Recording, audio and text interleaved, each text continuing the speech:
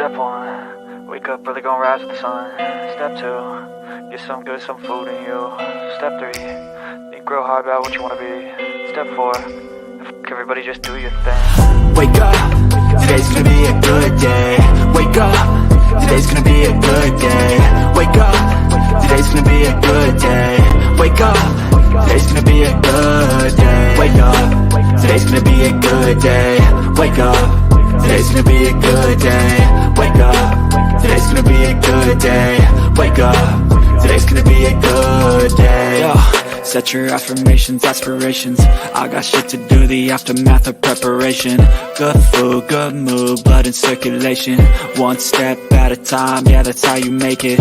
Set a goal you control and the steps you take them. I try to pick one thought, have some concentration. And if I make a mistake, it's called education. I try to do this every day, call it replication. Wake up, today's gonna be a good day.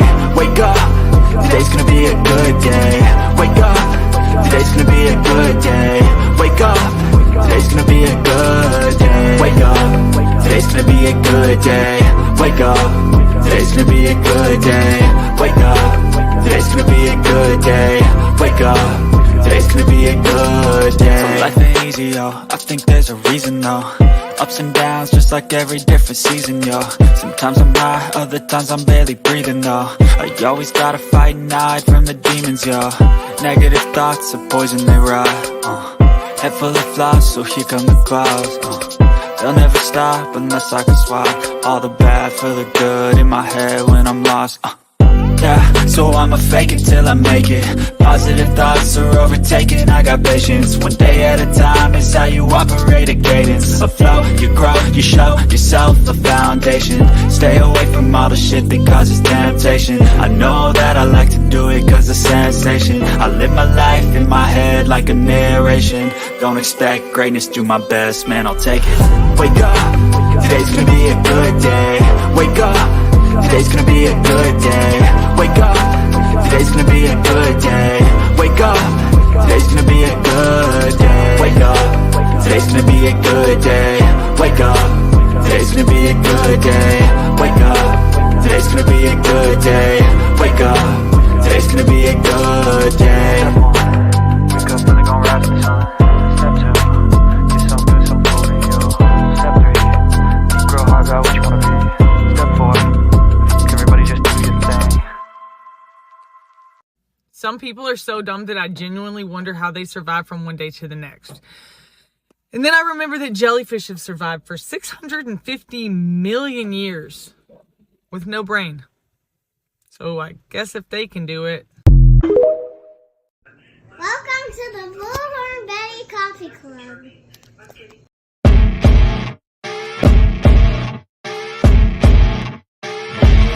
As you wake up in the morning, you want to find the latest, greatest information about criminal cases and have an intuitive conversation about the suspects associated with these cases. Head over to the Bullhorn Betty channel on YouTube.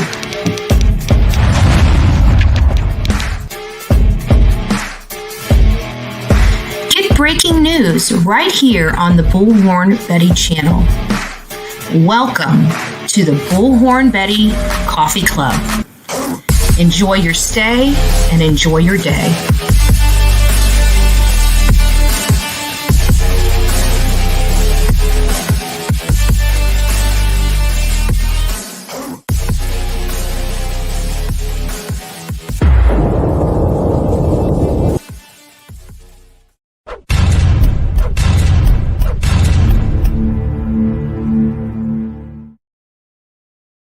Well, good morning, my beautiful people of YouTube. Bullhorn Betty Coffee Club has officially started 4 minutes before the start time. So I hope you guys are all here, and I'm going to be doing roll call in just about a few moments. So you better get in here and give me a thumbs up. Just joking. I'm just joking.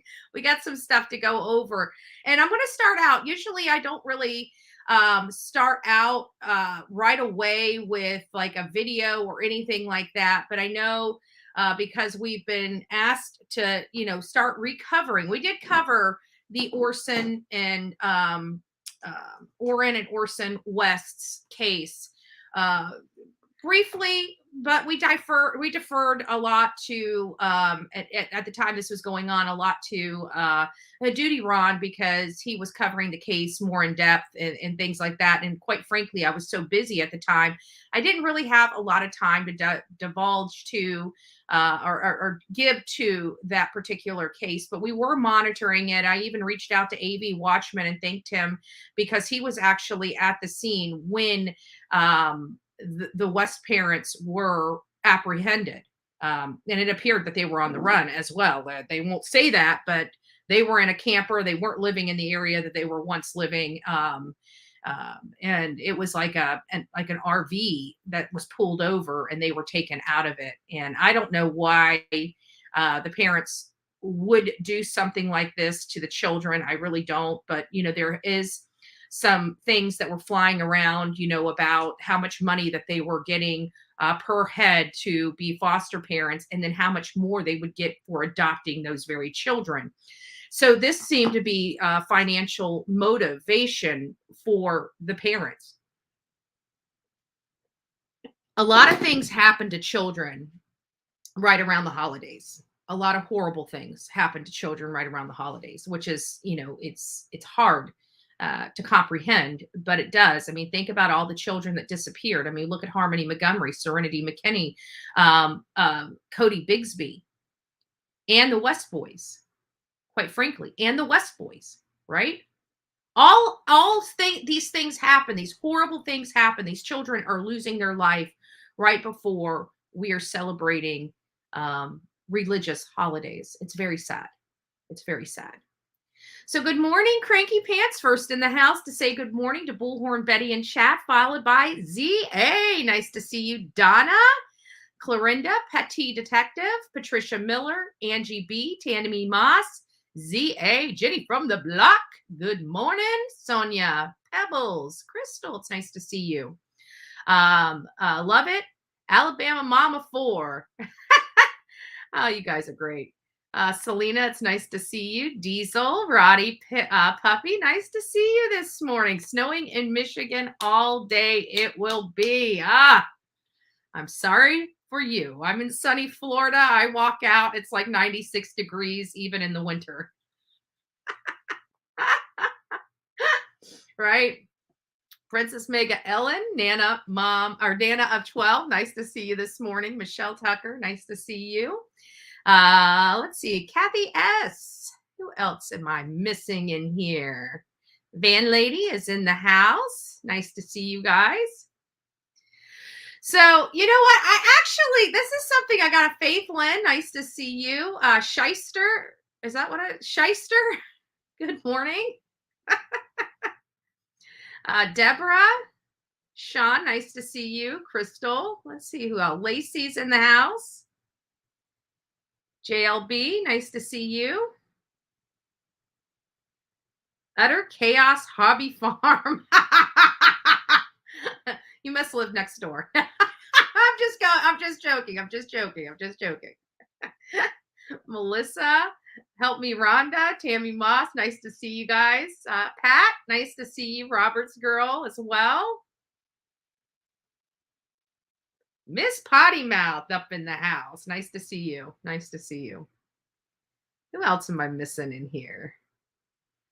There we are. Buffalo Mountain, Tennessee girl. Nice to see you. Mouthful, but nice to see you. Amy, I see you in here. Trigger Happy. Nice to have you. The official Nikki. Bridget, mom of 2. Nice to see you in the house. Shannon Marie, nice to see you. Stacy, Deborah Ferris. And Christine, nice to see you. Nice to see you.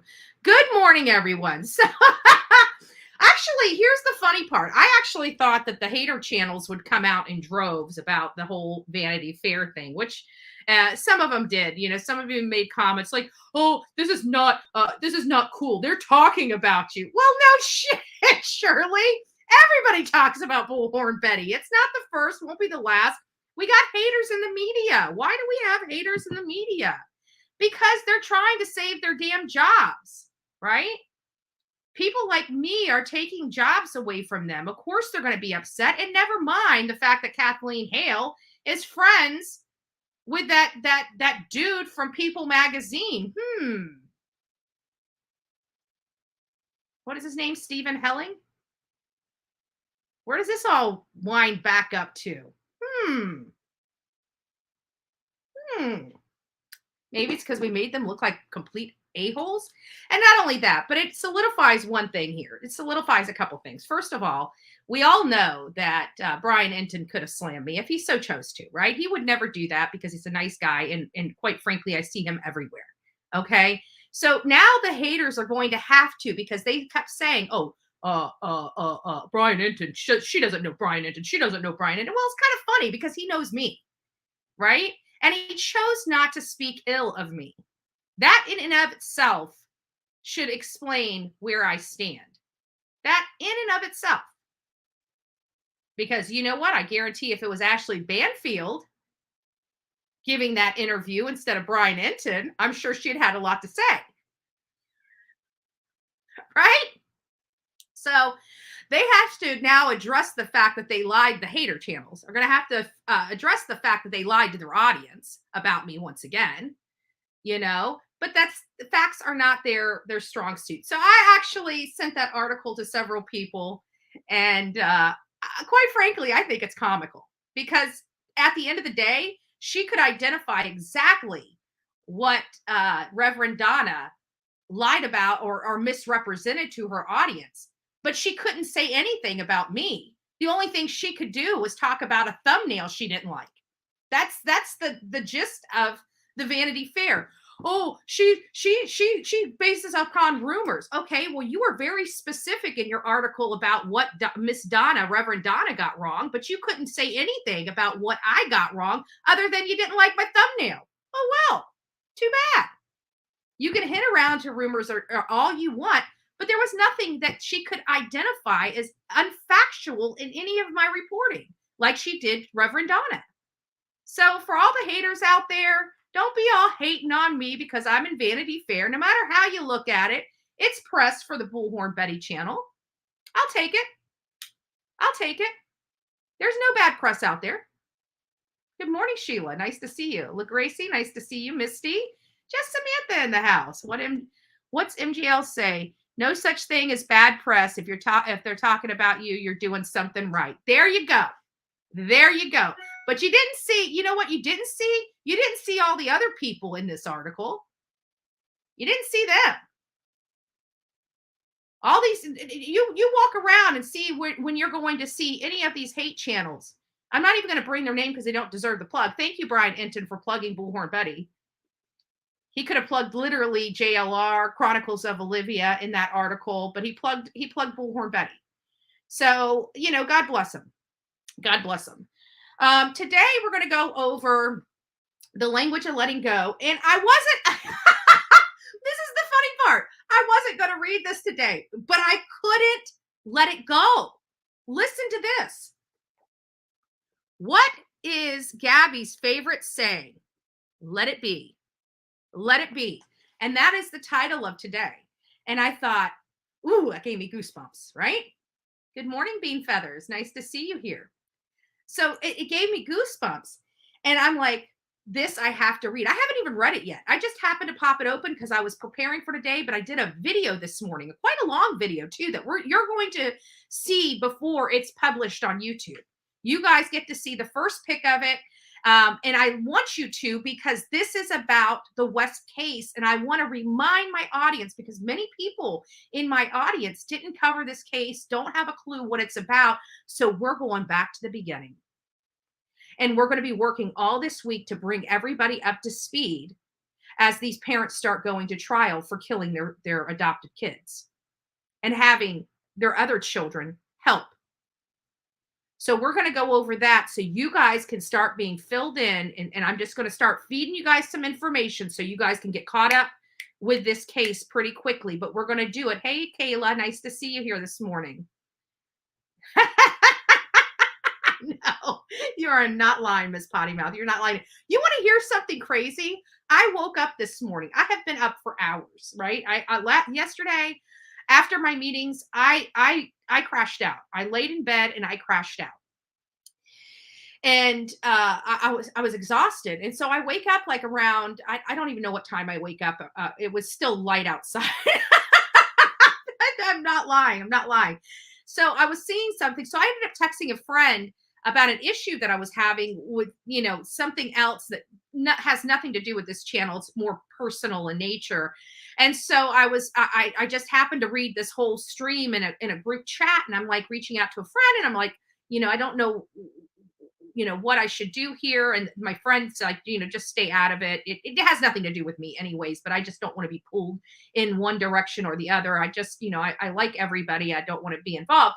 Long story short, this friend told me to stay out of it. So I'm taking that advice. But as soon as I got that advice, I rolled back over in bed and went to sleep. So I was up at wee hours of morning. And every time I'm up at wee hours of morning, I always check to see if anybody's live so I can, go into their chat and just kind of hang out because I'm awake. I did not see Dolly Vision. I keep forgetting we went to the new channel, and I'm checking his old channel. So I didn't even I was up this morning, could have came in there and said hi to everybody, and didn't even realize he was live until I was preparing my live, and his thing pops up that he did it 3 hours ago. And I'm like, what? How did I miss it? Like, I check. I always check. I check for everybody. Oh, thank you, Kimberly. God bless you. I'm going to go over to the other side and see what it is. Hold on. It takes a minute because I'm not over on this side. Where is it? Where is it?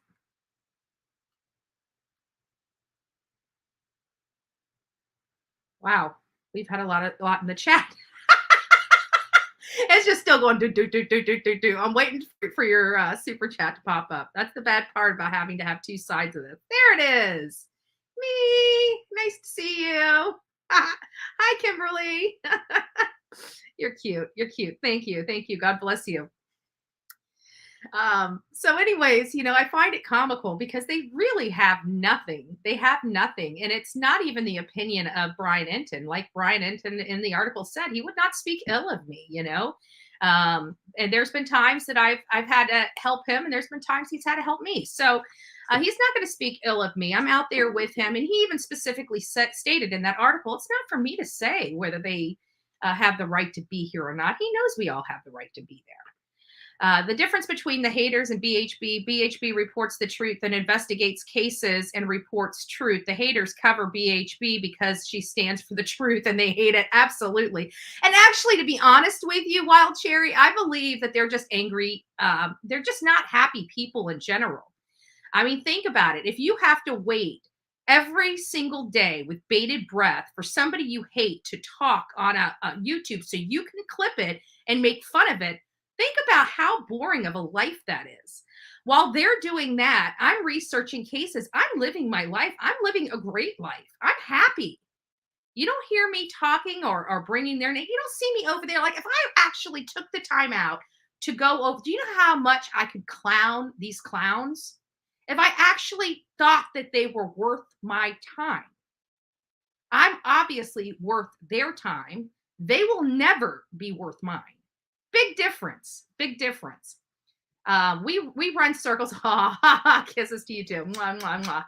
Thank you, Wild Cherry. That's sweet. That's sweet. I keep popping over there so I can see what they are, because as you can see when I pull it up, all it says is super sticker. It doesn't show me. I want Dolly to tell me how he's able to do his whole thing. I haven't quite figured it out yet. One day I will. One day I will. Laugh out loud. Clown the clowns. Right? But anyways, I want to read this because this seems like it goes right to the heart. This is Gabby saying, let it be.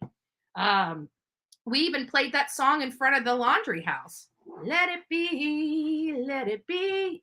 She's an old soul like me. She really was an old soul like me. She loved all that older music. Like, I'm a major Stevie Nicks fan. I love older music. I don't know why. I'm not into all of this new music. I mean, unless it's like Pink. I'm a Pink fan. I like some new music.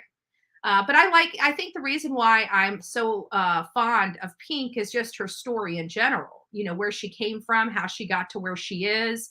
When she was making it big, she was still pumping gas for money. Like, and part of her story is her producer actually came up and said, look, you're about to be a mega star. Why are you pumping gas? And she's like, because you ain't paying me. You guys want to pay me some damn money? I'll quit pumping gas. But until I'm big, I need to pay my bills. That's Pink. That is a worker. That is somebody that never gave up on their dream and worked their ass off to get where they are. So it's not necessarily just about her music. Now, mind you, I'm a fan of her music, period. I love her music. But her story, Pink's story, the behind the scenes story is amazing too. And it's good. I love it. Yes, I'm major Stevie Nicks fan. Major. I remember, even my best friend, even my ex-husband, he was 10 years older than me. I'm not doing that. Like, I was actually asked out on a date by somebody that's 10 years my junior. And I'm like, no, you're too young for me. You're entirely too young for me. I don't, I just have to be responsible, but don't worry, be happy. Nice to see you here this morning. Yeah. High five, and virtual hugs to everybody. So let's go ahead and just read this. And then I'm going to get into the video. You guys are going to see my video that I prepared for the West Boys. It's not a whole big thing. I've got a new intro that I'm still developing, but you'll see the intro as it's being developed. It's just music right now. I may be doing a voiceover with it.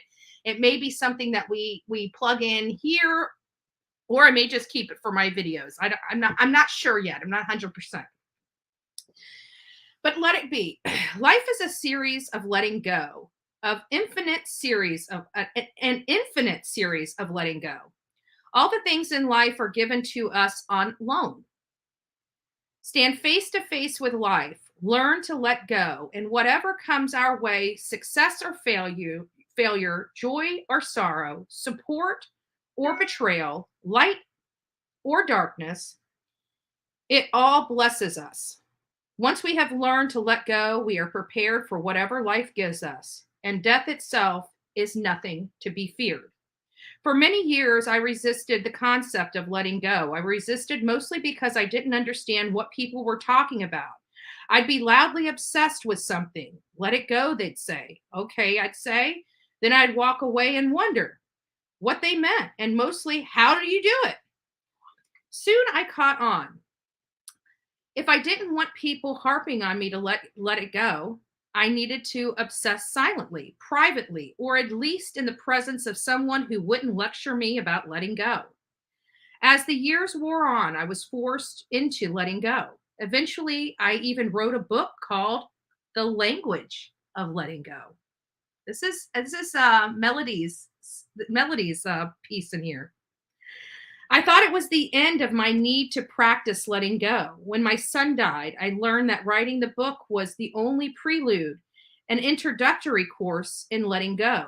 Over the years that followed, I'm getting goosebumps, like literally goosebumps on my legs right now. Years that followed, I gradually began to learn new respect for the behavior called letting go.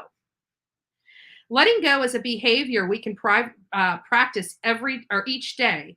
Whatever the circumstances in our lives, it's a behavior that benefits relationships we want to work. It's helpful behavior in insane relationships too. It's a successful tool to use when we really want to bring something or someone into our lives and in accomplishing our goals. It is a helpful tool to use on outdated behaviors such as low self-esteem and manipulation. Letting go takes the emotional charge, the drama out of things and restores us to the sense of balance, peace, and spiritual power. Letting go works well on the past and the future. It brings us into today. Paraphrasing the mystic writer Matthew Fox, everything that comes to pass. Demystifying letting go. It's not as complicated as it sounds. Learning the art of letting go really means learning to calmly let things be. God help me learn to let go. So that was actually a statement from Melody Beattie herself. So the author of this particular book wrote that passage for March 10th. So good morning. It's March 10th. Let's go ahead and jump right in. I know, I love the book. And they have different series of the book. So this one was, I think, from 2001, potentially. I gotta hear my shirt. Let me see where this one came from. I can't even remember which one this is.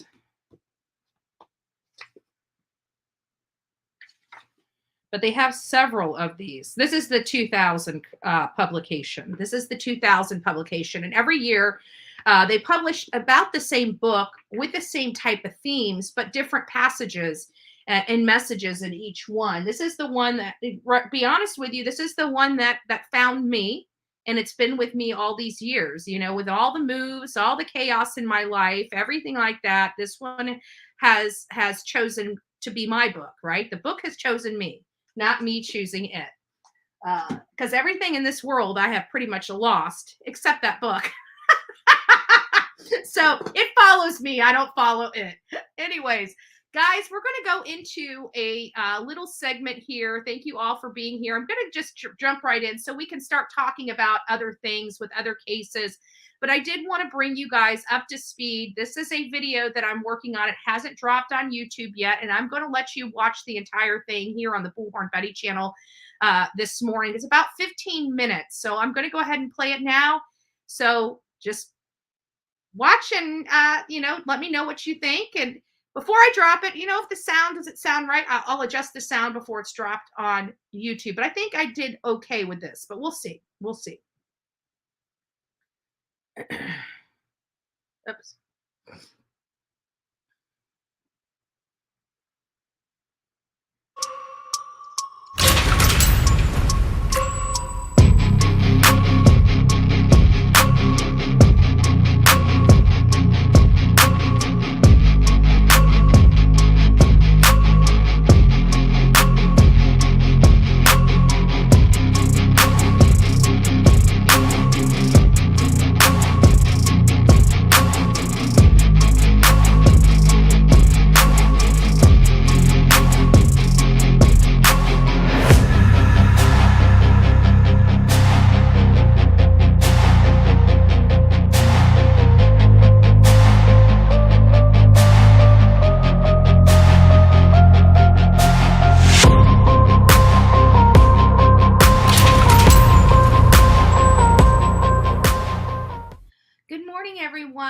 Bullhorn Betty here. I am actually doing this little video here about Orrin and Orson West. These are two children that disappeared in California, and I just wanted to remind the people out there or the new subscribers to the Bullhorn Betty channel that have never heard of this case before to get an idea of what transpired at the time these children disappeared. Here are comments in an interview by the step-parents, or the adoptive parents rather, and that's in a story of itself, which I'll get to in just a moment. But here in this video, you will see that they're answering questions. They're covering their face. The father is, in the protective stance like this, showing lots of signs of deception when they're talking to the media. There are a lot of family members, because these children were taken away from their mother and given to this couple known as the Wests. And they were responsible for these children. Their story didn't add up. We know that if a child or children wander off, they're easily found. And it almost sounded like they were alluding that it's possible that somebody kidnapped these children. We're going to fast forward. So as this week starts going through, we're going to be breaking this case down. But I wanted to remind you guys what happened at the beginning. This was a day or two after the children disappeared. So take a look at this. We just want to thank everyone in the community for all the support we've seen. We've felt so helpless, and seeing everybody out here really looking and helping out really means a lot. So, tell us what happened the night the kids went missing. Okay. From our yard. It was cold. I was gonna make a fire. There's a lot of wood in this area right here next to our house. I opened up the back gate. I'm throwing wood, bringing it inside the house. My wife's inside. She was actually wrapping gifts, so we thought it was a good idea that our youngest two would go outside and play with chalk on the back patio. Do not let them go on the dirt in the backyard and keep them close. So I was playing with chalk, and I came in the house. I saw them there. I went in the house. I came back out. I didn't see them now. I immediately went back in, asked my wife, did you see the boys? She said, no, they should be outside playing with chalk. I said, well, I didn't see them, so I came back outside and I started searching my backyard. I searched the whole thing. I realized that I left the gate open and I panicked, came inside the house, searched the house, me and my wife. Once that hadn't panned out, I got in the van. I looked down the street, both directions. It was getting dark, getting cold, and I got in the van and I hit a bunch of corners. I went down this street. I turned my light on. I searched. I called their names. Talked to a gentleman on the street on the other side over there. He didn't see anyone. So then I came home and I told my wife we need to call the cops. It's getting dark and I need help. We gotta get going. So I called the cops. Cops came. First thing they did was tell us to stay in the house so they can get a hold of us. And they had us just sitting there, and we wanted to keep searching. But everybody came out in droves, and I wanted to thank you guys that night, but we couldn't go outside. The cops told us the best are out here. The best are out here searching, and we appreciate it, and nobody ever could tell, we could never talk to anybody, and that was the issue. We just want to thank everybody. We really want to thank you guys. Please, if anybody has seen them, please call. Let somebody know. Call the cops. Call California's the city police department. Call them and let them know what you've seen, if you see anything. Our boys, they are going to be rambunctious, okay? They are going to be here in this area. And I really would like to go in the houses, but it's not because I want to invade people's privacy. I just want to know if make sure. That's it. Because I don't, go ahead, I'm sorry. If you got any questions. Oh, no, you're good. Oh, okay. I was just going to say, this is the first time we're hearing from you guys, and I can't imagine what you guys are going through. I can't even fathom it. For you guys, for people who are thinking that there's some kind of foul play involved, we just spoke to the biological mother. She says she had a conversation with you guys, and that she thinks there's some kind of foul play involved. That she thinks you guys did something. And that's understandable. What's your response to that? That's understandable. I would think the same thing. Yep. I mean, that's exactly the point. And if we can find our babies, then guess what? That's no. And that's all I want is to find our babies. That's it. And I talked to her this morning, and I really wanted to tell her that I am completely sorry because we were entrusted with her children, and they came to us, and they became our children, and we named them, and they are our children, and so we want them back. So please, if y'all could get back on what you guys are doing, we should be able to get a hold of somebody, but they took all of our tech, so they wanted to, I guess, just rule us out, which makes sense. That's part of the investigation. So that's pretty much it. Have you guys, you talked to the police all last night? Yes. So you guys willfully gave them your Everything. technology? Yes. The car? Yes. How did they get a search warrant? Did you I guys? don't see why they got one, but they got one. Yeah, we would have they let them didn't take need one, anything. but- We would have let them take everything. We let them come in and search with us. We asked them to come do that. What did they take? Just tech. And that's it. like our phones. From the house, though, today.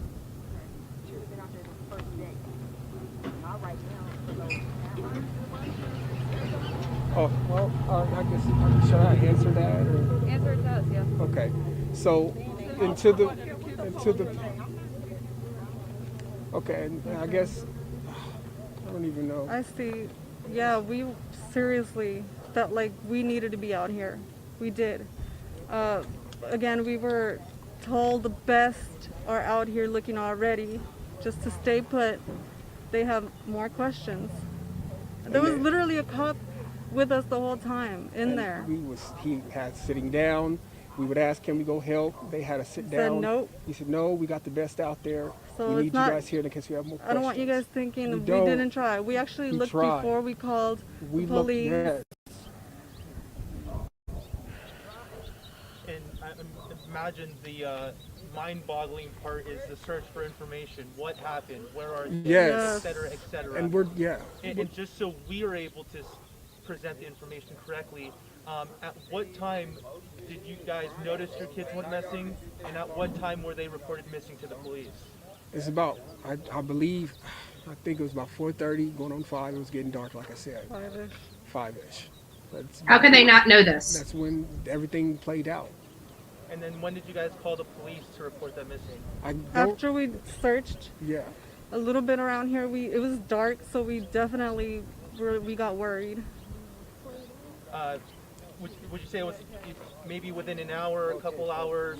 No, it was within minutes of us getting finished with our search. Okay. It was within minutes. This was back in 2020. What do you guys want people at home to understand about this situation? For them, you know, even speaking about what you guys are feeling is difficult. What do you want them at home to understand about this whole situation? We're going through it. It's difficult. I mean, everybody's making their own their own conclusions. They don't know anything. We're not sure like everything. We're not sure. We said what we knew, and if anybody has seen them or anything, please call the police department. Would you be willing to provide pictures, or do you have any? Yes, 2020. I thought it happened in 2020. I'll have to check the date. We're on my phone. Okay. A lot of people are speaking of this as, you know, after the math, past tense. I want to talk about your kids in present tense. What kind of boys are these? Tell us about the boys. Very playful, very rambunctious, and they do love to wrestle. They do love to kind of get rough with each other. Kids. They're kids. Of course, they would love to go out, but so during the pandemic, we weren't trying to go, you know, out here. And so. Just to let you guys know, this was actually recorded on December 23rd, 2020. So I know people are like, you know, why are they? At this time, they didn't need to mask their face. The people that were out there weren't masked, but they chose to be masked. We stayed inside.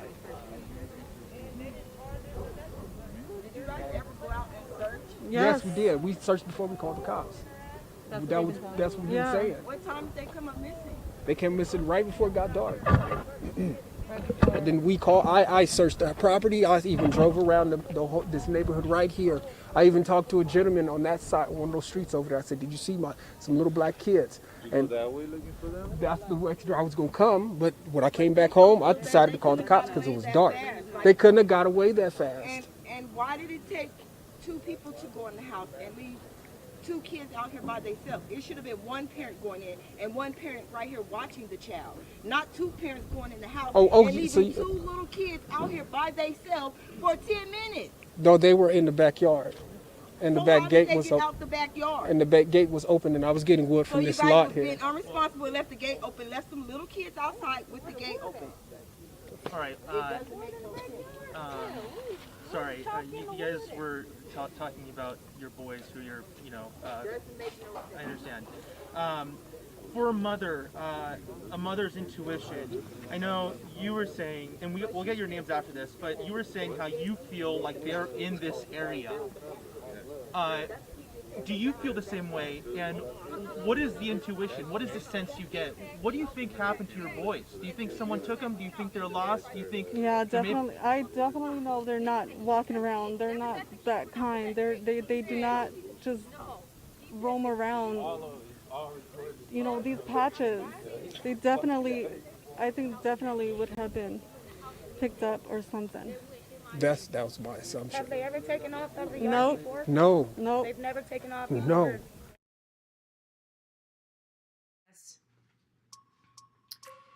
Now that you heard about 10 minutes of them talking, you see that they seem pretty calm for parents that don't have their children with them, that their children just disappeared.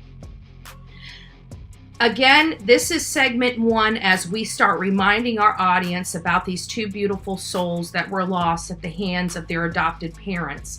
This appeared to me, hearing the details of this case, that this was all for money.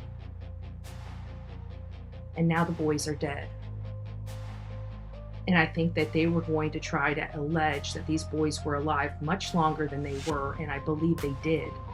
It is my understanding that these children were killed sometime prior to them being reported missing, not this day that they disappeared. So very concerning case. Let me know your thoughts on this case. We are going to do more videos like this to, again, remind our audience about this case as the parents start going to trial.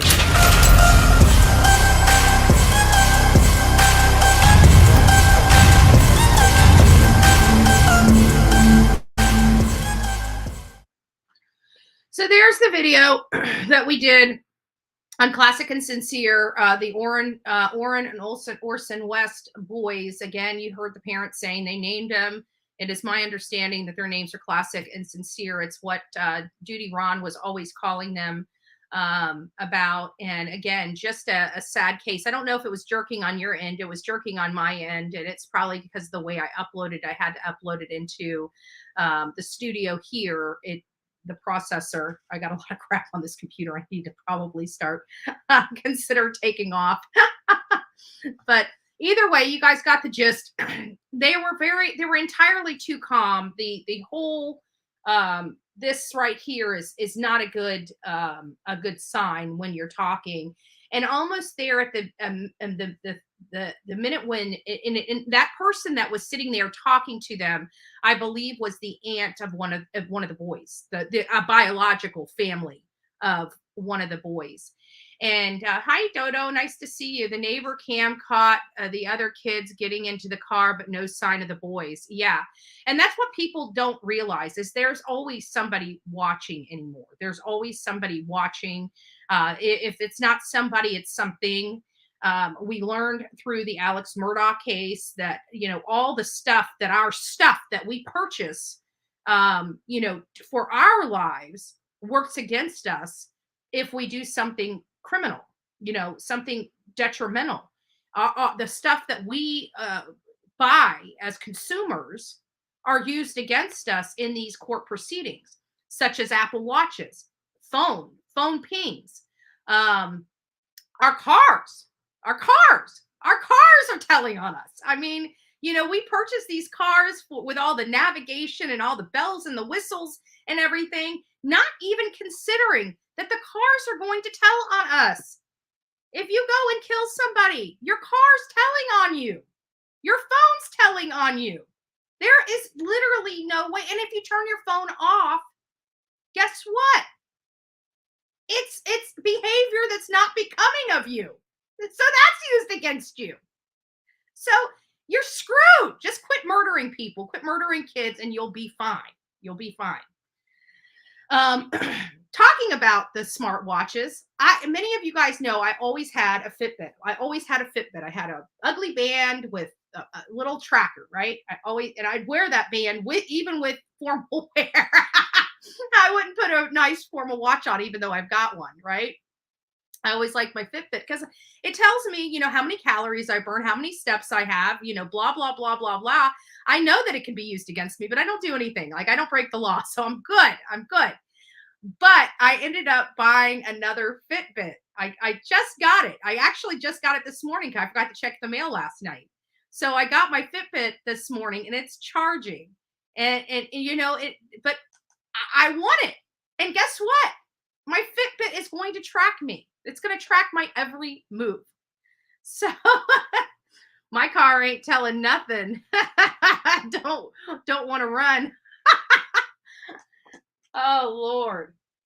Yeah, but even my car, my car's it's going up on almost 170,000 miles. It's a 2011, and I didn't realize it, but it also has something in it that can tell, it's a computer. So if my computer goes down, it's like $1,000 or something to get fixed. It's not the bells and whistles that we have on the new cars these days, the 2015s and up.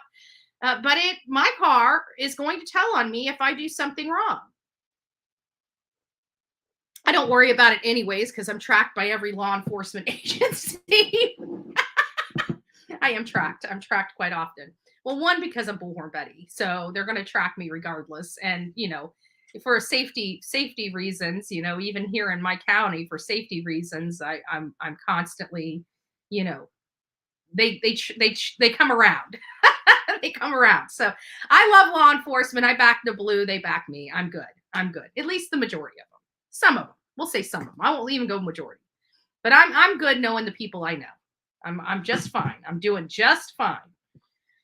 So, and that's another thing. I think a lot of people think that this whole political thing, really gets people don't care anymore. I mean, it was a fad back in 2016, not so much anymore. People got their brains put back in their heads, and COVID helped out with that a lot. So you had a lot of time to sit and think. So I think the things that worked back then just don't work now. So you got to kind of attack where you can attack. I choose not to attack people unless they attack me. So Kathleen, she threw the first fire bomb. I'm gonna sit here and expose the hell out of her and her relationship between Stephen Helling and Ashley Banfield here in the near future, which is going to be mind blowing and quite frankly will explain the article in and of itself. So I'm not worried about it. But what did you guys think about that? I like the intro. I'm working on a little bit, but I thought it was it was snazzy. And I kind of like it. It's about a minute. That's the one thing I don't like, if I can parse it down. But that's why I thought that, if I speak through it, if I talk over it, do a voiceover, that it'll limit that down. And I can voice over to make it for any case that I want, because it doesn't have a voiceover right now. So I can literally use it, do the voiceover specific for each case. So I like it. I like it. It's just a raw, it's just, very raw about it, but I like it. I like it. So it's a work in progress. That may not be the final product once it's all said and done, but it's going to be what we're going to add to the videos. I was thinking about whether I was going to add it to the live as our opening for the live, but I don't want to. I want to have that breakup. So we have an intro for our videos and we have the intro for our lives, which you guys see. I play with my intro for my lives quite a bit. Changing a few videos around. So it's not the same stuff. We get some empowering messages some days, the haters will hate, middle finger stuff put in there, them, me telling them, hey, you know what? I don't really care. Like, I don't care if you don't like me. I got enough people that love me that I'm just fine, and I don't hear any of them being brought up in articles. It's only me. It's only me. And quite frankly, I like Reverend Dawn. I haven't met her personally, but I've talked to her on the phone before because Snow sponsored a trip to Rogersville, Tennessee to do another search for Summer Wells. And then that, in all fairness, Snow pretty much sponsored that entire trip. I mean, I put some money toward it, but for the most part, she really wanted to help. She really wanted to somebody to go out there and search these areas that Reverend Donna had identified. And I did do that. And we did find something. It just wasn't the something we were hoping to find. But But, you know, we did go out there. I honored my commitment to her and Reverend Donna in that trip. And it was quite interesting. It was quite interesting. You know, that mound. And then we went back for the candlelight vigil I think a couple months later, and I met Tammy and her sister out there, and she brought a shovel, and we actually dug up that one mound that I found that freaked me out. Like, I wasn't expecting to find anything, you know, and then I walk around this big pile of bushes or, you know, dead trees, but this thing was like huge. Like, I'm looking at my ceiling, and I think it was just little under my ceiling, and this thing was huge. It was huge. And when you walk around it, there was like this red pile of dirt that, you know, when you look at those old Western movies and they have to bury their friend, it's like this pile of red dirt with a rock in the middle of it. And I walk around this corner and there's a pile of dirt with a rock in the middle of it. And I'm freaking out. I'm like, oh my God. But that was the trip that Snow sponsored. And again, God bless her for doing that. Good morning, Boucher. Nice to see you. Sam and Wendy, nice to see you. I always say when people are talking about me, they're leaving everyone else alone. Right? And that's true. It's true. And I don't mind taking one for the team. I don't mind taking one for the team. So, but they have to eat what they said, because first of all, they were saying for like the last year and 2 years that Brian Enton didn't know me. And not only did Brian Enton acknowledge him knowing me personally, he would not say anything negative about me. And it was stated in that article, he would not speak ill of me. That in and of itself is huge. Now he can't say anything about this lady's perspective, but look, she was able to identify exactly one of the statements Reverend Donna made that was not accurate. If I made inaccurate statements, she would have been happy to embolden that in this article, but she couldn't. She literally had nothing that I've said that was inaccurate that she could use it, and she referred to a thumbnail that she didn't like as her evidence of her statement, even though she could not physically identify one inaccurate statement I've made. So I think that was a win. I don't care if she doesn't like Bullhorn Betty. Take a number and stand in line, babe. You're going to be standing there for a really long time, because I do have good friends. I do have people that respect me, and I'm thankful for those. I don't care about some Yahoo I've never met saying something about one of my thumbnails. You know, I could do a lot worse on those thumbnails if you really want me to. I could make you blush if I wanted to, Kathleen. I could. And boy, I'd give you a whole lot to write about too. Maybe it'll help bring your numbers up. You know, just saying. Maybe to bring your numbers up. But you know what? When people don't have a whole lot to talk about, this even shows you mainstream media has to pull Bullhorn Betty's name in to sell copies. Sorry. It tickles me. It makes it. I find it. This whole thing comical. But my 5 little haters out there is, oh my God, can you believe they don't like you? Well, no, the author of that probably doesn't like me. She doesn't know me. How could she make a decision whether she likes me or doesn't? But the one person that does know me refused to say anything bad about me. So there you have it, folks. There you have it. But it's funny. It's funny. I sent that article over to several of my friends too. And they're like, oh my God, this is a riot. I said, I know. So we're all laughing. But boy, those haters. Ooh, shit. It's got to be rough being a hater, right? Having so much hate in your heart all the time. It's got to suck. It's got to suck. We should pray for those people. I can promise you. I think the article was hilarious. It showed me that, you know, even these people that write for these magazines and stuff like that, which magazines are a dying breed, newspapers are a dying breed, and so is news. So I hate to be the bearer of bad news. As cable starts going away, people like me on YouTube, our stuff is going to go up. I mean, to be honest with you, I've looked at a lot of numbers, and we're doing very, very well with our numbers here on this channel. You know, we grow more when we're out in the field than we do when we're working here in the office, and that's fine. I haven't been out in the field in a little minute, except for JJ. But it's just, you know, we hit over 24,000 new subscribers in our very first year here on the Bullhorn Betty channel. That's amazing growth. People that have been here 5-6 years are just reaching to 100,000. If we can continue that growth, that 25,000 every single year, in 4 years we would be hitting our 100,000 mile mark, which is huge. The hater channels can't say that because they're not really growing at the pace that we're growing here on this channel. You know, we have some growing pains. We're growing bigger than I can keep up with. So we have to slow some things down. And how do we slow things down? We cover these cases, but we back up. So for example, JLR, you know, he's doing a lot of research. Why am I going to do the same research he's doing? So you step back, you let them bring the information, you grab that information, you start telling that information.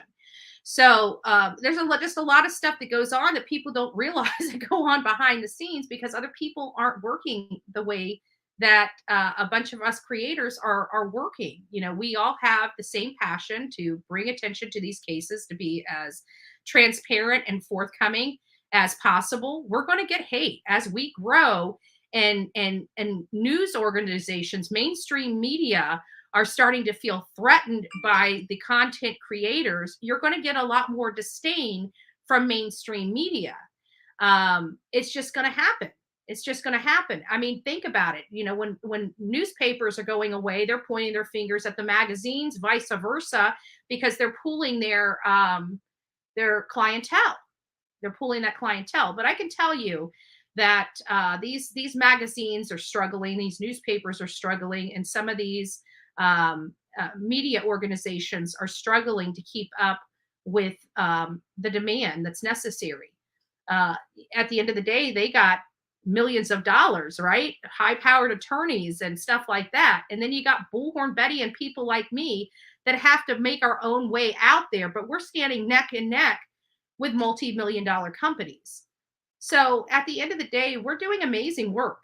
We're doing amazing work, and we're holding our own out there in the real world, you know, while everybody's in the basement, you know, playing and being keyboard warriors. We're out there actually doing good and making a name for ourselves. And you know what? Every now and again, you're going to get somebody that just doesn't like you when you point at their friends and say they lied.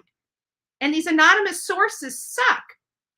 Do we find it that it's no consequence that when this channel starts making a personality head like Ashley Banfield look like a fool, because we know exactly where she's pulling this information from and it's not corroborated and we're calling her out. And then just a week or so later, this article that has Bullhorn Betty in it that's basically says, oh, she only deals with rumors. No, we don't. Do we address rumors? We have to. Even News Nation addressed rumors. Remember, Brian Enton brought up the fact that the rumor mills were saying that Papa Roger might be Brian Koberger. That was rumor. He was able to do it. So this idea that I can't talk about rumor when it's dominating the airways is ludicrous. We're going to address it. We're going to address it.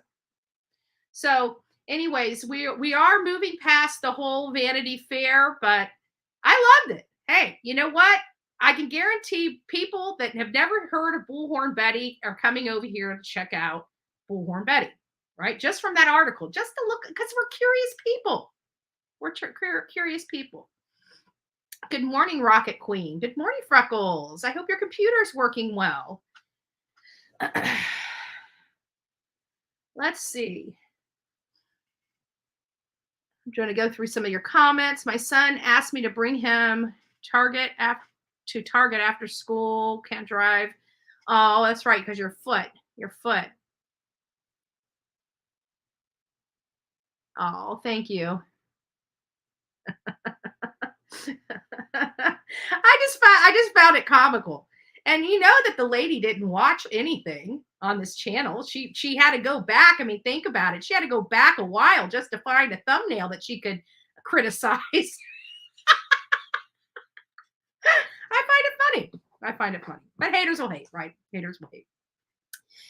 So getting on with some other stuff going on here, you know, there's been a lot of stuff coming out, primarily with the whole list. I mean, in all fairness, everybody is so amped up on this Idaho 4 case, you know, where for those that are just tuning in, I can't imagine anybody in this chat has no clue what I'm talking about, but just in case there are somebody new to this chat, so the Idaho 4 is 4 University of Idaho students that were slain in their off-campus housing at 1122 King Road in Mascow, Idaho. They were literally walking distance to campus, but this was a house that kind of stood tall above a lot of the houses and apartments there. And it is believed that Brian Koberger broke into the house and killed the 4 students. One that had graduated, you know, back in December or no, not back in December. I think I remember it was the semester before, whenever that semester ends. What was it, August or something? So she wasn't even supposed to be there. She graduated 2 years, and I'm talking about Kaylee Gonzalez. The victims of that was Kaylee Gonzalez, Maddie Mogan, Ethan Chapin, and Xana Kernodle. And since then, and since the polarization of this particular case, we have learned a lot. We learned a lot with the Alec Murdoch case that we can actually apply to the Brian Koberger case, because we know that the digital forensics, the digital evidence, where he was, where his phone was, what cell towers he was on, what his car is going to tell the investigators are all information that's going to help seal the fate of Brian Koberger. Many of you guys believe that Alec Murdoch's case was going to end in a hung jury. And I believe in the justice system. I believe in it so much so that I actually went against a lot of the professionals out there saying that this is going to be a hung jury. And I went as far as to say, not only is it not going to be a hung jury, they are going to reach a verdict.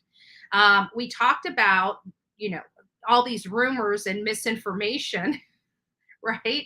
The rumors and misinformation that Bullhorn Betty stated about that particular case is that not only are they going to reach a verdict, but if they reach a verdict in record time, that it's usually not good for the defendant. And what did we find out? We found out that after 6 or 7 weeks of hard trial, that these jurors were able to come back with a verdict in about 4 hours, a little under 4 hours. We knew, me personally knew, that, you know, my rumors and misinformation over here, right? The rumors and misinformation that we peddle over here on the Bullhorn Betty channel. You know, I went as far as to say that if they came back quickly, it would be not good for Alec Murdoch. And guess what?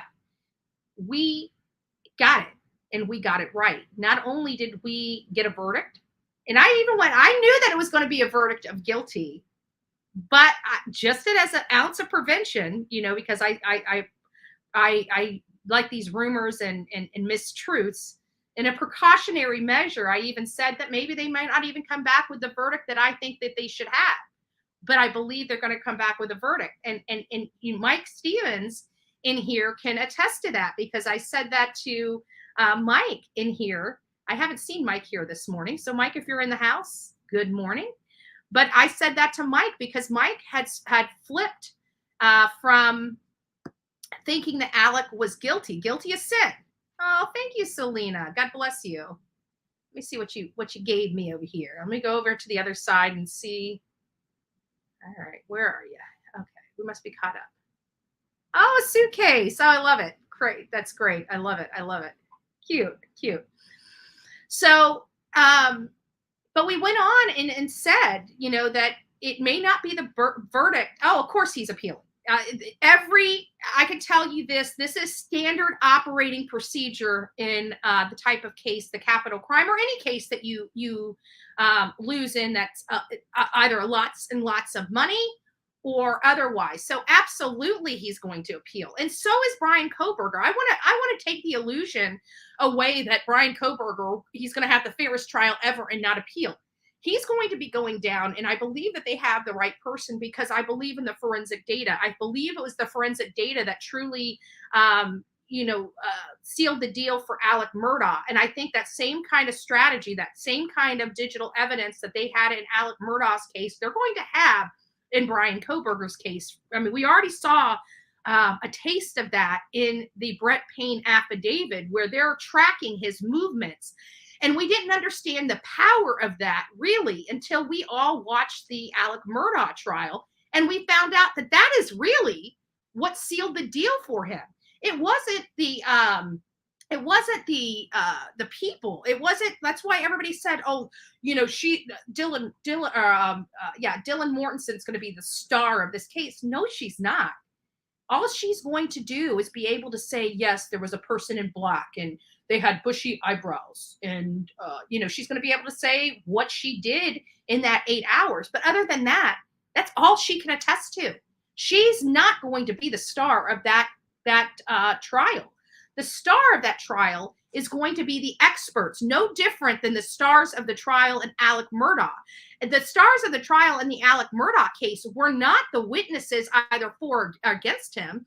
It was them in conjunction with all the digital evidence that they had. And I believe the same process is going to take place for Brian Kohberger. I truly believe it. But don't ever think that when these people go to trial, I mean, even when Leilani goes to trial, the first thing they're going to do when they lose is file an appeal. They're going to file an appeal. But the good news is this judge was so fair. They can file that appeal until the cows come home. Unless there was something that would dramatically change the outcome of this case, they're not getting a retrial. It's not going to happen. Now, granted, if they do bring up, for example, if they can prove to a higher court that by allowing their motive to come into the case, that it harmed the defendant so much so that it was so prejudicial that the probative value didn't outweigh the prejudice, then yeah, he could potentially have an appeal. But here's what, I don't think they're going to be able or be successful in that appeal, especially on the 403 and 404 objections. I don't think they're going to be able to overcome those because the judge made his, I liked how the judge did it. He would talk about their objection and then he would explain the law and the reason why it's allowed in. For example, the financial crimes went specifically to his motive. They could not be considered when weighing his whether he was innocent or guilt. It could only go to whether they believe that was motive as to why he killed his wife and son. But it could not go directly to the conviction itself, only the motive. So there was a lot of great instruction to the jury, which is going to be hard for Alec Murdoch and team to argue. But that's the reason why they have the objections, and they want the objections on the record. It's for the appeal. They knew that they were going to need that in order to get an appeal. But an appeal is standard operating procedures in a case like this. You're never going to have a person that's spending the rest of their life in jail and not have an appeal to make sure that the case was done correctly. Betty, did you hear one of the alternate jurors was related to one of the cops on the scene for AM? There were, yes, I didn't hear that they were related because that was one of the voir dire questions. You could not be associated, related, or anything. So if that juror lied, that juror could be held in contempt of court. However, I did hear that there was an alternate juror that was talking to or had several conversations with friends and was not allowed and ended up getting kicked off as the alternate And I missed it that day, but it was so funny. I'm walking back in and they're like, oh my God, this juror and her eggs. And I'm like, juror and eggs? What are you talking about? And so the judge kicked her out, kicked her out of the court and said, do you need to grab anything? And she's like, yeah, my dozen eggs. What was she trying to imply? She was going to egg everybody? I'm like, oh my God, how unprofessional. And they said that she sounded like an older lady because we couldn't see the jurors until the verdict was read. And that's when the jurors' face, they just panned around and you could see their faces as the trial ended. Do you think Buster will go to trial for Stephen? You know, I don't know. Oh, and Kimberly, thank you. God bless you. Let me go over there and see what it is. Hold on a second. I got to see Kimberly's cup of coffee. Nothing's going to trump this coffee. Like Karen, my friend Karen from Georgia, she gave me this, and I got to bring it back. She gave me this mug that says "Good morning, bitches," right? And then, and it was a big cup. It was a big cup. But holy crap! This is like a gallon jug. Like this thing is about as big as my freaking head. And this came from B. Betty Fan. It says, coffee is always better with you and the coffee club. That's a credit to all of you guys out there too. And the coffee club. Bullhorn Betty and B. Betty Fan. I love it. So but it's huge. It's huge. And that's why I like this because I don't have to keep filling my cup up. Like one of these will take me through to the end of this segment. However, when it's over, I got to get up here after I click off and end this live, and I have to run to the bathroom because I got to pee all this coffee out. It's not fair. Life sucks for me over here. She had a dozen eggs because another jury brought. Oh, listen.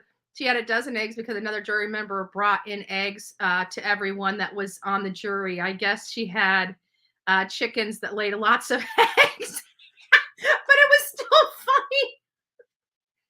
Oh, that was still hilarious. Yeah, I'm sorry. That was, and I came back, you know, you're talking about a serious thing like a wife and a son being murdered, and you hear something like that, and you feel guilty because you bust out laughing, but it's no laughing matter.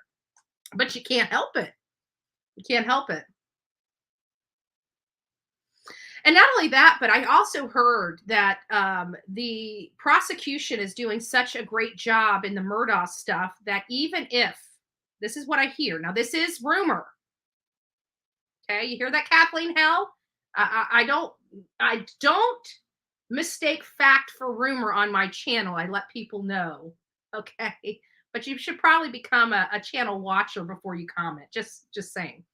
But rumor is that even if he does appeal and he gets the appeal for this murder trial and he has to be retried, they're already going to slam him on the financial crimes. I heard that his financial crimes are so serious that he's going to end up probably doing life in prison just on the financial crimes alone. So no matter how you look at the Alec Murdoch, now granted, that's what I'm hearing through the grapevine.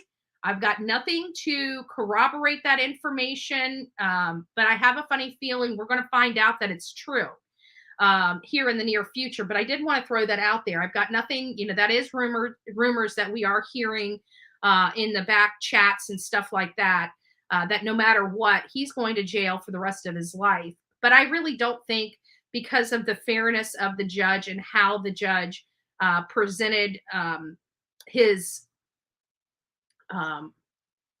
orders, you know, either granting or denying the objections and stuff. He was so clear on the record as to why he accepted it or why he sustained it, that I think that that's going to do a lot when this does go to appeal. And because of the way the judge handled it and how he handled the objections and how he spoke through those objections in making sure he applied the law correctly for the prosecution as well as the defense, I think that's going to go a long way in helping that higher court to deny the appeal.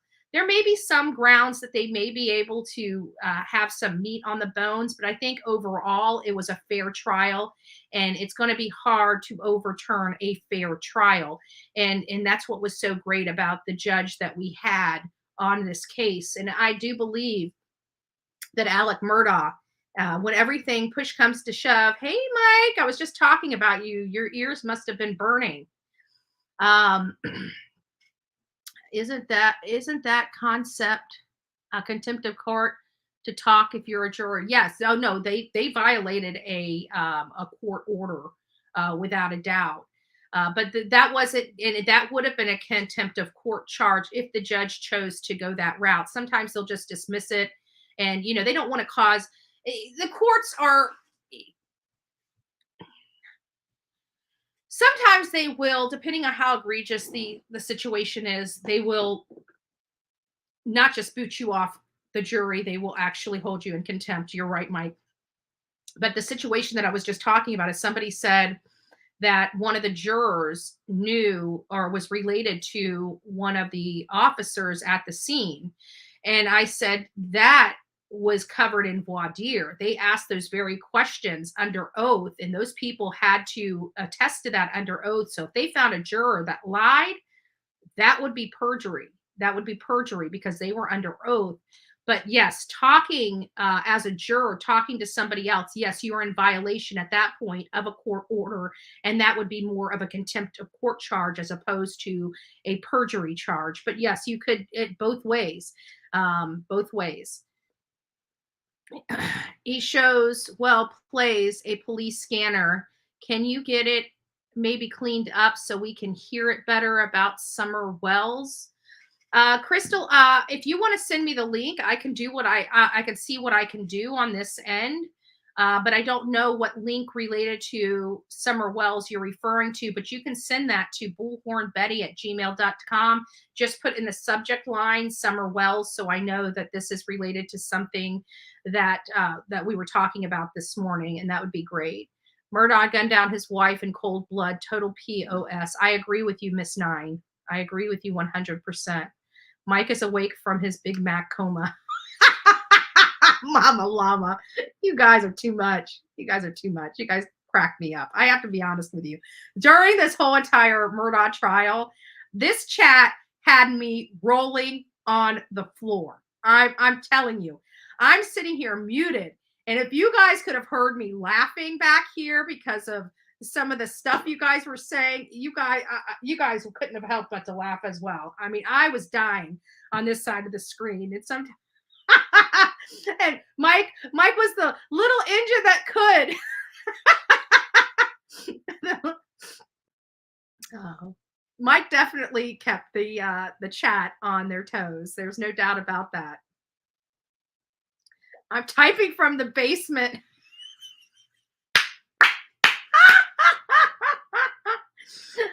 Oh Lord, you're killing me. That's what I try to say. Mike kept the chat humored. Had a lot of fun during that, and we'll do that again. Oh, thank you, Selena. Let me see what you got me. Let's see. Selena was the kisses. Mwah, mwah. There you go, Selena. Thank you so much. God bless you. Yeah, it was cute. Will someone please let Mike out of the basement?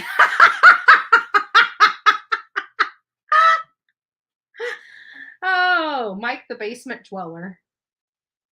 That's too funny. You guys got me crying. You guys gonna have my makeup all smeared all over me. All right, I'm back. Quit making me laugh. We're gonna start having a rule here on the Bullhorn Betty channel. No fun. All right, no laughing. This is no laughing matter. It's no laughing matter. Oh, my ex-sister-in-law is from a wealthy family in Beaufort. She may know the Murdochs. It sounds like everybody knows the Murdochs in that area. I mean, well, not only that, but think about it. They're in the history books. They will always be in the history books of our country. They were the longest serving family, not in South Carolina history, in U.S. history. In U.S. history, this family is part of our history and our heritage of this country.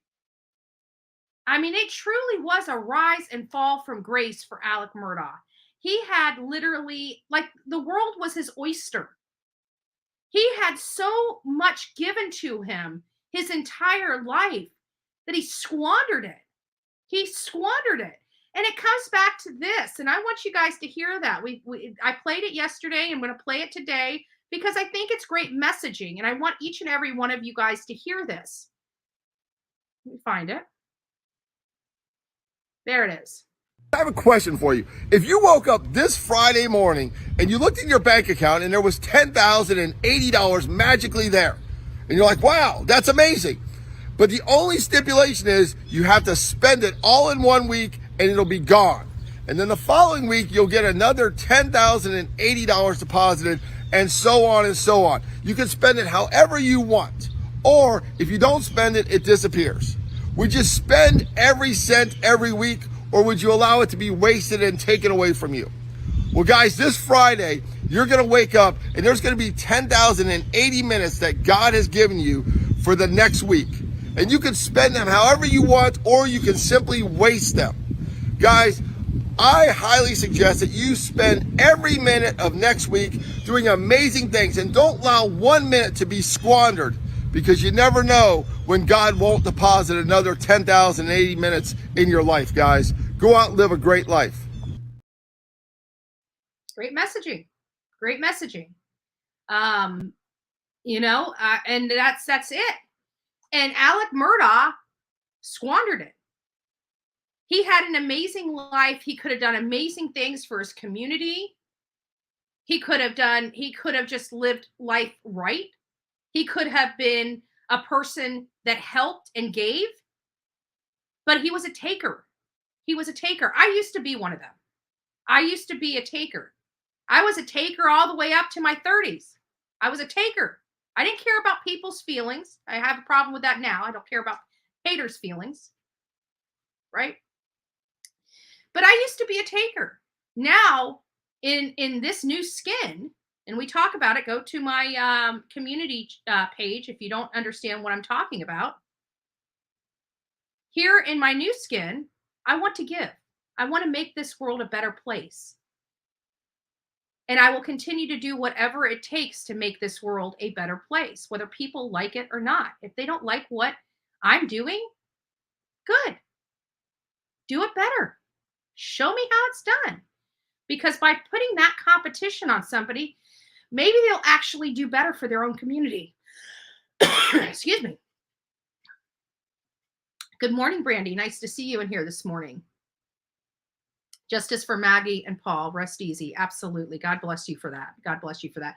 So, guys, I'm just going to open up the phone lines just for a few minutes and see if anybody would like to call in and express any concerns about a case. If they want to talk, let me pull this down so we don't dox anybody. Because, this new system and all. This new system I don't like. And I still haven't had an opportunity. I still have not had an opportunity to fix what I don't like because I've been so busy. That is bad. That is bad. But if you would like to talk about this case or another case, because quite frankly, it's cases that come into this channel by channel members that we ended up talking about or advocating or pulling up or something of that nature. So if you guys got something, call me and let me know. And if Mama Bullhorn is in here, there's the number. 724-249-6140. I love Mama Bullhorn. I was listening to that. I'm like, man, I was a little rude to my mom yesterday, but it's like she calls in on the phone as I'm literally wrapping up the show.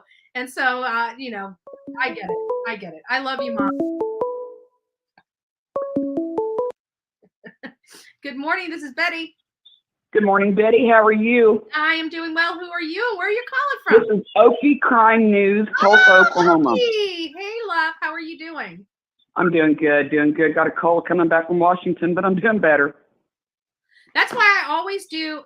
If people know me, they know when I go anywhere, I always take my multivitamin and I take 3 vitamin D. I have not been sick in years. I know. My mama said that. She said, Teresa, just take your vitamins. I'm like, but I've been wanting to talk to you about the Athena Brownfield case. Nothing going on there. Preliminary hearing still is at least a month away, so if that's a slow start. When is the trial supposed to start for the West boys? I heard it's starting soon. I don't know exactly. Actually, let me look it up right now. I can't. Somebody told me yesterday. It's been a while since I've heard anything about them. Yeah. So, Orrin.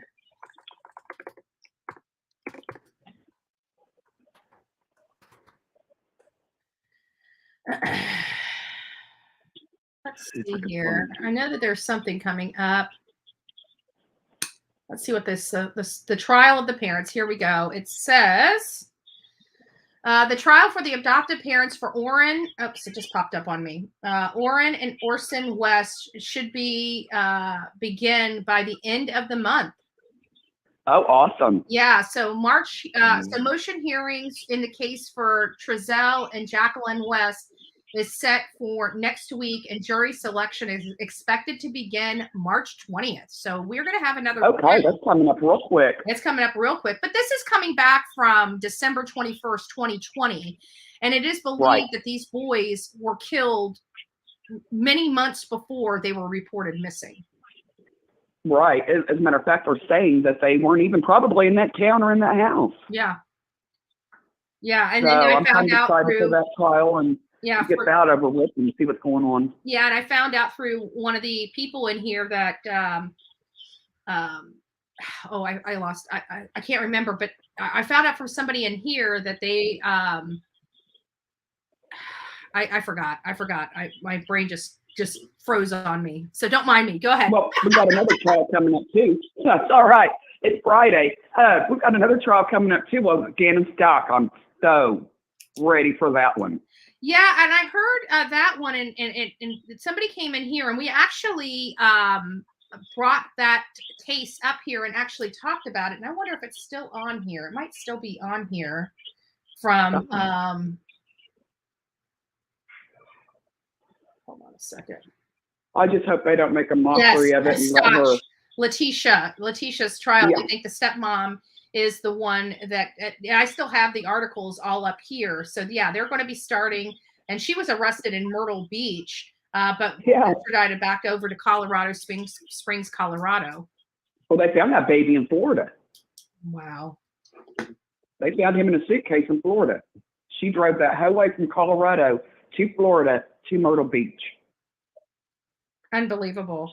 And if she was in her car or even a rental car, they're going to be pulling all that data from it. Oh, yeah. They're going to have a lot. Yeah. And she wants to actually defend herself. But now I hear she's asking for an attorney. So it may not be this month. She keeps playing games. Yeah. So, like I said, I hope she doesn't make a mockery of this little boy.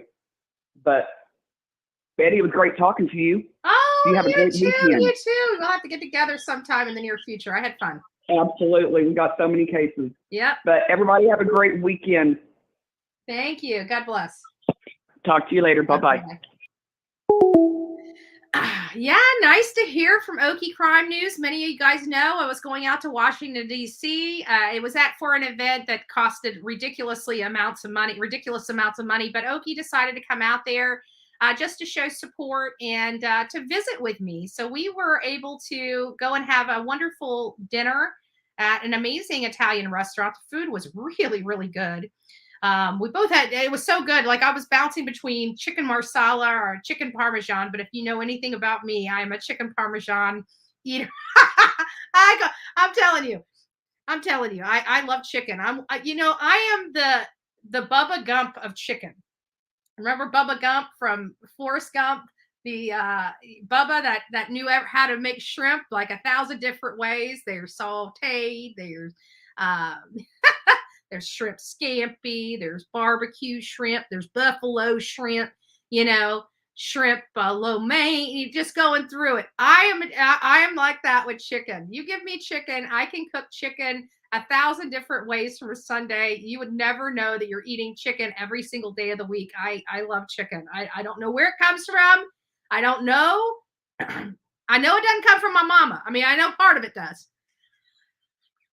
because she cooks everything. But me, Chicken 1,000 different ways, from baked chicken to sauteed chicken to roasted chicken to barbecue chicken to grilled chicken. I mean, you name it, I'll do it. If it's chicken, I'll do it. Fish, I'm pretty good at. I'm pretty good with fish. I'm good with any kind of meat, but there's just few meats that I actually cook. Like one time, I'm not anything that was in one of the movies that I grew up on, like Bambi. I don't eat deer. I don't eat lamb. I don't eat rabbit. I don't eat anything that was in a cute book as I was growing up. I don't. And Karen Klein is talking about Dylan Rounds. God bless. The fact that James Brunner is in fact in jail for the death of Dylan Rounds. It took a long time for them to get there. There was a lot of mistakes that happened in that case, a lot of mistakes. Because there was a Barney Fife type of law enforcement out there. I mean, they found shoes with blood on it, and the officer sticks it in the back of the car and lets it just cook in the back of the car. Doesn't even turn the stuff. I'm like, you guys think that Alec Murdoch trial, like they kept trying to point on the processes of this crime scene investigation and all this other stuff. They're going to be having a field day on the Dylan Rounds case because so many things were screwed up. Literally so many things were screwed up, and mom and dad are the ones that are keep pushing law enforcement officer to make the arrest. And finally they made the arrest in the Dylan Rounds case. Update on Dylan Rounds case. James Brenner, age 55, just popped up on me. Age 55 was charged Friday with the murder of 19-year-old Dylan Rounds. He is charged with abuse or desecration of a body, and that's because he moved it, he buried it, he did something with it. Hopefully, Dylan has an opportunity to be reunited with his family so they can put him to rest and so he can rest at peace. It's very sad. What a wonderful young man he was. It sounds like, all he cared about was farming. I mean, how bad could a boy that loved a farm be? I mean, we know probably the nicest kid you ever met. He's probably one of those kids that say, yes, ma'am, no, sir. He just seemed like a really nice guy. And it is beyond comprehension that somebody could take his life away from him, somebody that knew him. And this goes to the statistics. Everybody's so worried about the strangers in their life doing something to them. Do you know the high, if something happens to you, it's like 95% somebody as opposed to a stranger. But we're always protecting ourselves from strangers. It's odd. It's odd to me. It's odd to me. Leilani will not get bond. Her arraignment is 3 days after bond hearing. Shrimp and crab legs. I could do a crab boil any day of the week. When it comes to seafood is so easy. I make one of the best chicken or shrimp scampis imaginable, literally imaginable. The white wine, the butter, the olive oil, the garlic, the parsley, and of course the little shot of lemon. I can make shrimp scampi. When I make my shrimp scampi, it is so stinking good. I never have enough. I can make a big pot of it, and it's never enough. He had his whole life ahead of him. And he was doing good things with his life, was taken way too soon. Absolutely. He wasn't into all the social media. He wasn't he had friends that loved him, but he was really out just to be a farmer. He just wanted to be a farmer. He wanted to see his crops grow. It's sad. To me, it's wholly sad that this boy lost his life. Wholly sad. But I'm glad, even though all these months later, that somebody is being held accountable for that. He's not just a no name and another cold case. Somebody has been charged with it. He's going to have his day in court, and hopefully, if everything goes well, this man will go to jail. If not, I think this should be a death penalty case. I really, and it's not that I do. I believe an eye for an eye and a tooth for a tooth. I'm sorry. I can't get off that. outside of some major extenuating circumstances, you take a life, you give a life. That's the cloth that I was sewn from. And so, yeah, I think this man, but there's other extenuating circumstances that make me say that this man needs the death penalty. He does not need to walk the face of this earth again. And here's why: because he's been arrested multiple times for being a felon in possession of a gun. He knew better. He knew better. If he did not have access to a gun, he would not have shot and killed Dylan Rounds. Now, granted, Dylan Rounds' body has not been found, but I guarantee they believe he was shot and killed. I guarantee they believe he was shot and killed. And it, again, comes from a felon that has already been arrested multiple times. A violent person that's not even supposed to be in possession of a gun is in a possession of a gun and uses it on a 19-year-old boy that is just trying to farm and make a living. There's no excuse for that.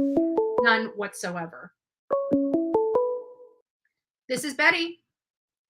Hey, Betty, it's Turkey Man. How you doing this morning? Hey, Turkey Man. How you doing, love? I'm doing good. Doing good. I heard you talk about that Alex Murdoch case. I happened to see on Netflix they got a documentary, or I guess that's what you call it. Yep.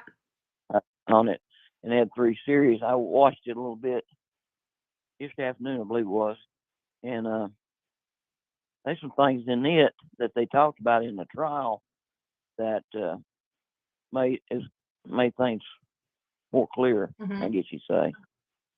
But I didn't know if you'd seen it or not. No, what were those things? Just fill the audience in, because I'm sure there's. I was meaning to watch it, I just haven't. Well, they brought in that Stephen Smith murder or incident that happened on it, and they were talking about it, how it was kind of directed toward Buster, and I don't want to talk out of school, so but people watch it, but it was some things like you made you wonder. Yeah. And also they actually showed some film of Paul that they had from the boat wreck, and showed at the hospital, when he was in hospital. So there's a lot of things that was eye opener.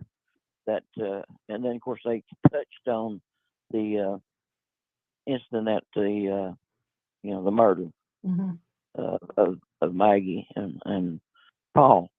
So I don't know, it was pretty of what you was talking about, how much power someone can have and get by with that for a period of time. Yeah. And, but anyhow, I was going to put that 2 cents in, but that goes back to how I first, run into your channel, run into on Dolly's channel. That's how I ended up kind of following you guys and getting interested in what you guys are about. But as the Kylie Robney case, and that in a lot of ways is what took place there. If you look at the evidence, what we found out by observing and listening to, very similar thing happened there, and I don't think she's received justice for because of it. But I know there's people that's looked in it deeper than I have, but there was something happened there, and justice has never been served. Right. Yeah. And I hope I hope they do come to conclusion on that, because they did, thank God, reopen the case on that. And the mother's been fighting, but she's been so upset for all these years because the Murdoch family name has come up over 40 times in the investigation of Stephen Smith, and they still ruled it an accident, even though his injuries were not consistent with what they were ruling it to be. Yeah, there's a lot more to that. And justice hasn't been served there either. And there's a lot more that's going to come up. I think this is the beginning to the end of Alex. Yeah. But it's talking about appeals because, I really, in my heart, from what I've seen, I felt like there'd be a mistrial. Not that that would be what needed to happen. Right. But honestly, there was an interview of one of the jurors, by the way. He's a young man. He's 22-year-olds on the jury. And I seen it. It was really good. I mean, how he looked at the evidence and how that he had not and even his brother, that particular juror I'm talking about, his brother was on the police force. Yeah. And he thought that he would not be on the jury of 900. I think it's 900 jurors they went through. Yeah, I believe it was a lot. It was a lot. I remember we sat down through 2 days of it, listening to all their questionings and, blank where they had to turn the microphones off to divulge, other information that couldn't be broadcasted. It was a long process. I can tell you that. If you got time, I know you're busy, but sometimes a day, if you can, or over the weekend, if you'll go to my Twitter page that you follow, or that I follow you at, we talk on direct messaging. If you go there and do a little work and pull up our new YouTube page. Okay. T-Man and T-Carp. T-Carp and T-Man is reversed. T-Carp and T-Man. And we got a couple of episodes up and a couple shorts. And we're just getting started. And we've got my life, the story of me, of how I become a pastor. Oh, nice. And so it's going to be a 2-parter come up. But, maybe you get a chance to look at it. You can maybe give me some help with make it a little better. Sure. So I got you on my list. I put you on my list, so I'll take that. And, that would be a big help. And I appreciate you so much if you could maybe get a chance to do that, because you kind of been at it a while, and how we learn is through mistakes. Yeah. And that's my thought process in doing what I'm planning on doing, because you like to leave knowledge and wisdom that you have gathered. And today everybody wants to pull up Google or talk Siri. They'll do those things to find out about. It used to be there'd be a general store or co-op or something, and you'd see an old gray-headed man sitting there whittling, and hey, ask him, he knows. Yeah. And you would ask the elders to get information on something that you was looking to find or know about, and they usually did know. But Miss Betty, I'll get off here. Somebody might want me calling in, and I appreciate you, and God bless you. And I probably won't listen to you much through the weekend because I'm busy doing what I do. But I just wanted to talk to you just a little bit. Talk to you later then. God bless you. God bless you, and take care. Aw, so sweet. I love hearing from Turkey Man. He's such a sweet soul. So thank you, Karen. Back at you, babe. We got Jennifer L. It says inviting people over for sure. I don't have shrimp in the house. I'm just talking. I got, actually I might want to go to the store because now I'm hungry. I actually wouldn't mind some shrimp scampi. But now that I'm kind of doing away with pasta, I got some bread that I got to finish up. And then after that, I'm done with the carbs for a little while. I'm done with the carbs, getting my Fitbit back on. I'm going to be healthy. I'm going to start eating more fruits, vegetables, salads, seafood, things that are low cal. We're going to go on a low cal diet. But it has to be, I'm not one of these people that can do diets. I'm not a dieter. If the food tastes like crap, I'm not eating it. I'm just not.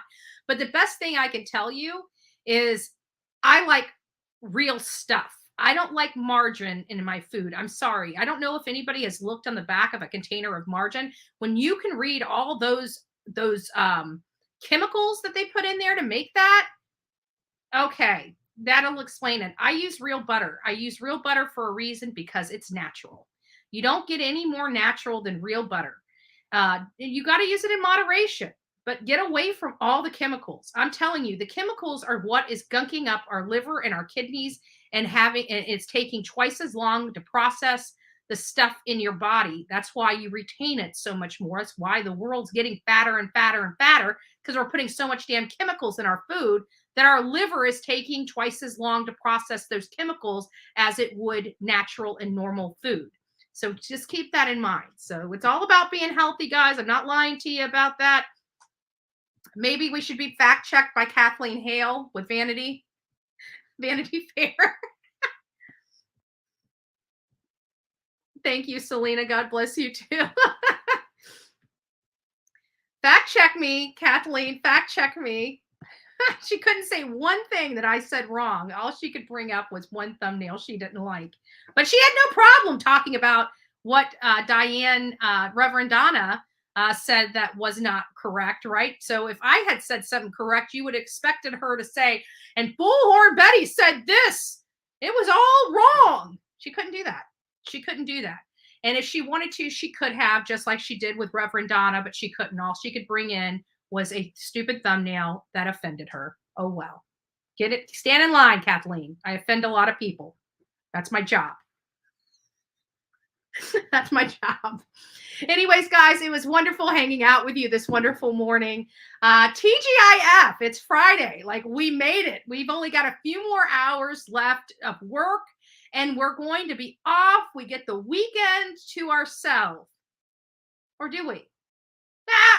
I get to steal some of that weekend time. So don't forget to come back here at 6:30 in the morning. We're going to be going 6:30 to about 8:30. I know we're kind of kicking it off a little early here today because it's only 10 after 8. But, you know, it's my Friday too. So I've got a lot of work and I still have to upload that video. But before we roll out, the people that are just coming into the chat, I'm going to go ahead and play that for you as well. It's about 15 minutes and it'll take us to the end. If you guys have already watched it and you want to sign out, you're more than welcome to. If you guys would like to, let me turn the phones off so we don't get interrupted. If you guys would like to stay and watch it again, you're more than welcome. If you're new to the channel or new to this, if you want to stay here, and that's why, Miss Potty Mouth, that's why I don't diet. That's why I don't diet. I just eat better. I eat better. I eat healthier. I don't diet. And so I think that I've been without my Fitbit for about a year now, and it hasn't done me any good. I want my Fitbit back. I got a new Fitbit, and we're going to be rocking that Fitbit out. But anyways, getting back to this, I did want to let you guys know, if you want to stay for it, you can. If you want to go about your day, maybe look at another live, go ahead. But for all the people that have not had an opportunity to watch this, you guys are seeing it here first. This will be uploaded and I hope you guys watch it again. At least give me a thumbs up when it's aired on YouTube later today. You guys come back and share it, make a comment, and like it. That would really help the video get out further to more people. I still have to design the thumbnail for Classic and Sincere, and then we'll move forward. So here you guys go for the ones that are just now being able to watch it.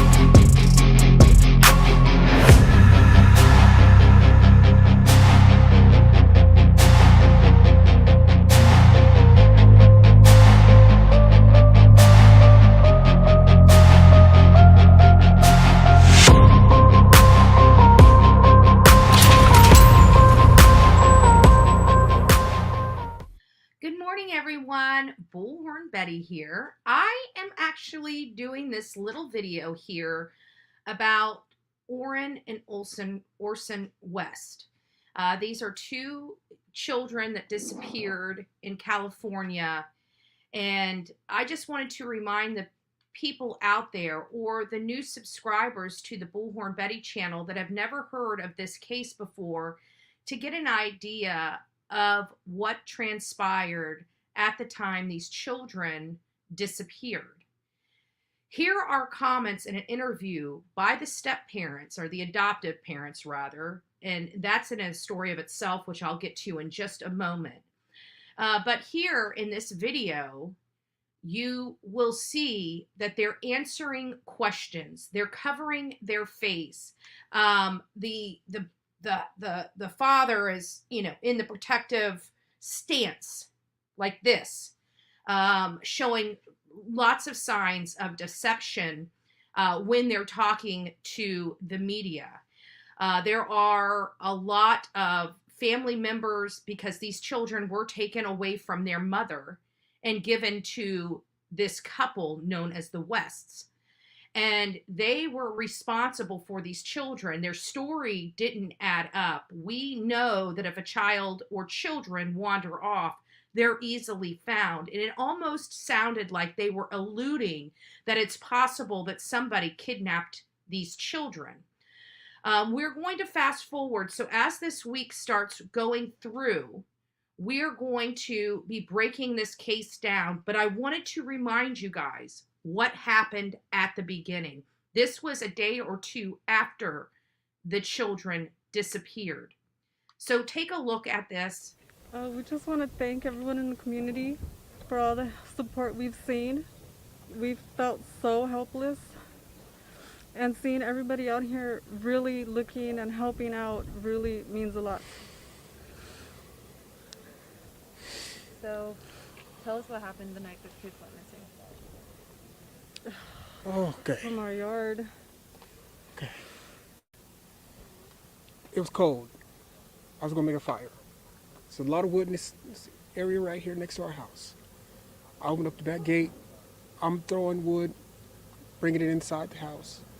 My wife's inside. She was actually wrapping gifts, so we thought it was a good idea that our youngest two go outside and play with chalk on the back patio. Do not let them go on the dirt in the backyard. We keep them close. So I was playing with chalk, and I came in the house. I saw them there. In one house, I came back out. I didn't see them now. I immediately went back in, asked my wife, did you see the boys? She said, no, they should be outside playing with chalk. I said, well, I didn't see them, so I came back outside and I started searching my backyard. I searched the whole thing. I realized that I left the gate open, and I panicked, came inside the house, searched the house, me and my wife. Once that hadn't panned out, I got in the van. I looked down the street, most directions. It was getting dark, getting cold, and I got in the van and I hit a bunch of corners. I went down this street. This is just to inform you guys, this interview happened 2 days after they reported them missing. And this was back, they were reported missing on December 21st, 2020. And this right here, this interview came on December 23rd, 2020. So we're just taking a step back into time. And I'm going to be bringing you guys up full circle to where we are today prior to their trial. And we may cover their trial here on the Bullhorn Betty channel like we did for Alec Murdoch. I turned my light on. I searched. I called their names. Talked to a gentleman on the street on the other side over there. He didn't see anyone. So then I came home and I told my wife we need to call the cops. It's getting dark and I need help. We got to get going. So I called the cops. Cops came. First thing they did was tell us to stay in the house so they can get a hold of us. And they had us just sitting there, and we wanted to keep searching. But everybody came out in droves, and I wanted to thank you guys that night, but we couldn't go outside. The cops told us the best are out here. The best are out here searching, and we appreciate it, and nobody ever could tell, we could never talk to anybody, and that was the issue. We just want to thank everybody. We really want to thank you guys. Please, if anybody has seen them, please call, let somebody know. Call the cops, call California the City Police Department. Call them and let them know what you've seen, if you see anything. Our boys, they are going to be rambunctious, okay? They are going to be here in this area. And I really would like to go into houses, but it's not because I want to invade people's privacy. I just want to know if make sure. That's it. Because I don't, oh, go ahead, I'm sorry. If you got any questions. Oh, no, you're good. Oh, okay. I was just going to say, this is the first time we're hearing from you guys, and I can't imagine what you guys are going through. I can't even fathom it. For you guys, for people who are thinking that there's some kind of foul play involved, we just spoke to the biological mother. She says she had a conversation with you guys, and that she thinks there's some kind of foul play involved. That she thinks you guys did something. And that's understandable. What's your response to that? That's understandable. I would think the same thing. Yep. I mean, that's exactly the point. And if we can find our babies, then guess what? That's no. And that's all I want is to find our babies. That's it. And I talked to. And just to let you know, hi Scorpio, nice to see you, love. Just to let you guys know that we just determined that they're going to be going to trial on March 20th, as long as everything goes well. It looks like they're going to be doing jury selection. This is coming up very, very quickly, very, very quickly. AV Watchmen actually captured their arrests in living color as it was happening. And like I said, we're just starting at the beginning. This is the first interview that they provided to the public. This interview came, and you see, and I'm not going to do too much commentary on this right at the moment because I commentate after this video. But this is the first interview that they gave to the media. Oh, hey Snow, nice to see you. Nice to see you. Again, they gave this 2 days after they reported the boys missing. We now know that the boys have been gone, it seems like 2 to 3 months prior to them calling law enforcement. And I believe because at this time of the year, right, getting close to Christmas, family members are reaching out to the foster families to set up time to visit with their children. The children that are in foster care and otherwise, so they can give them presents, still maintain that family sense with the boys while they're going through this. So a lot of people during these times of the year are reaching out to the foster families saying, hey, we want to see our kids. We would like to see them for Christmas, and getting those meetings set up.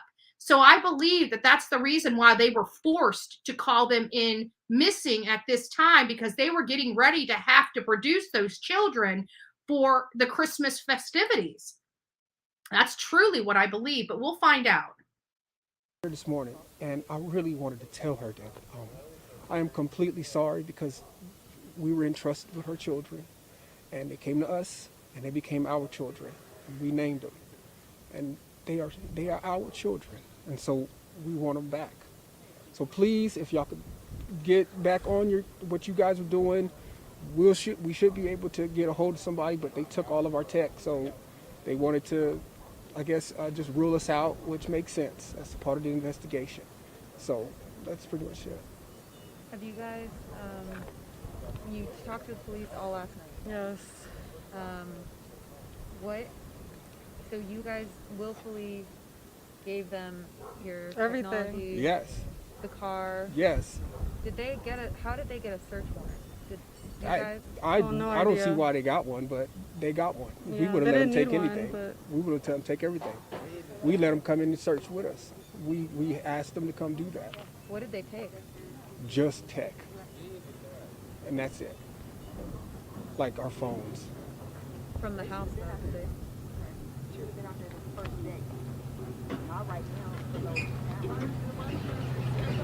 Oh, well, I guess, should I answer that? Or? Answer it to us, yeah. Okay. So, okay, and I guess, I don't even know. I see. Yeah, we seriously felt like we needed to be out here. We did.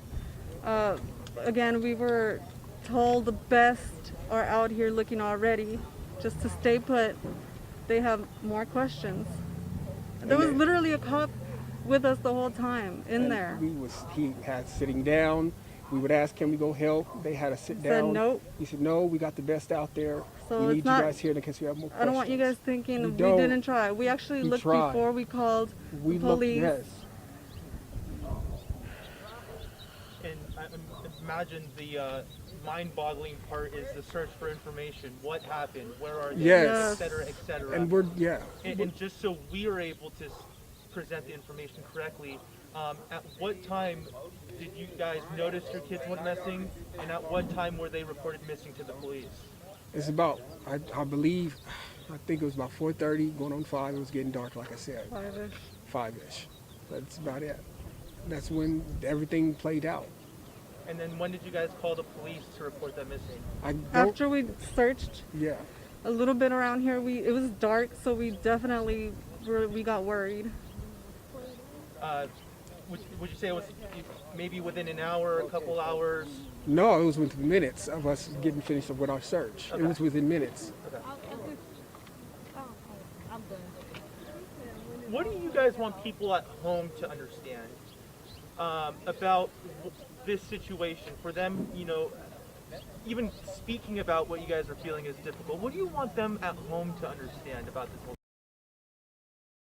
Before we go on with that, I wanted to tell you, yes, Nani, this is a interview back. So what we're doing right now is with our audience is because many people weren't following this case or may have forgotten about this case in light of all nice to see you, Snow.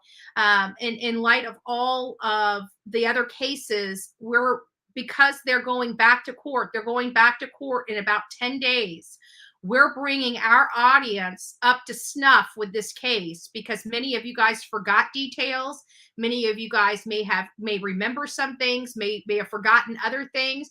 This is just to help our entire audience understand what this case is, who are the parties, and what is being said. This is just the very beginning. This is video number 1. This is part 1 to the West Boys series, part 1.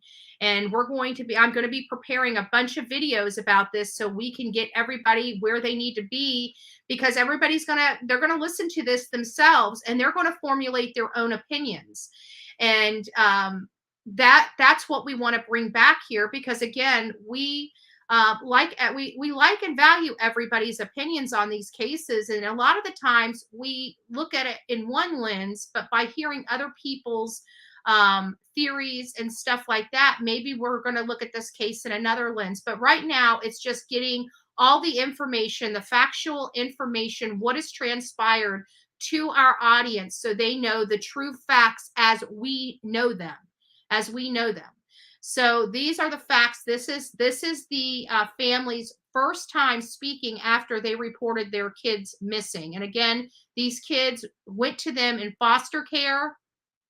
They were paid an XYZ amount of money as foster parents, but to adopt the kids, they were paid even more money to have the feature of adopting them.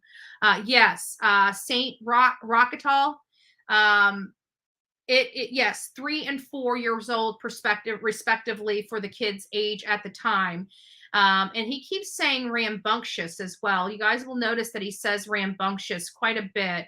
And, kids this age are rambunctious. And not only that, but you're dealing with children that have already been removed from their family. And as young as they are, they're still going to have disciplinary issues because of the environment in which they came from.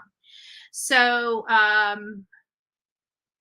motion yesterday, the motion to hearing that the attorneys did for having the case dismissed because of evidence being lost. Yeah. Oh, no. It's just a motion. It's just a motion, Shorty. So throughout the court process, and then we're going to get back so he can answer the question about what he needs the audience to know, talking about Trezell. But this motion to dismiss, this is standard operating procedure. Whenever you're brought to a case, for me, especially in the civil realm of things, in the civil courts, how it goes is a complaint is filed against you, and then you have 20 days. Once it's served upon you, you have 20 days to respond. If you answer that complaint, you waive your right for a motion to dismiss the complaint.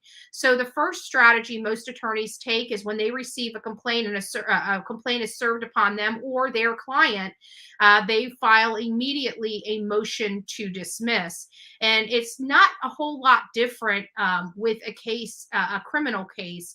You want to make sure that you get your motion to dismiss and your arguments on the record up front and have them have a judge over here, hear that motion and either grant the motion to dismiss or deny the motion to dismiss. I will tell you, in cases like this, the majority of the motions to dismiss are actually denied. So that's just some information that you need to know, but I saw your comment in there and wanted to clarify that for you. I hope that helps. Situation. We're going through it. It's difficult. I mean, everybody's making their own their own conclusions. They don't know anything. We're not sure like everything. We're not sure. We said what we knew, and if anybody has seen them or anything, please call the police department.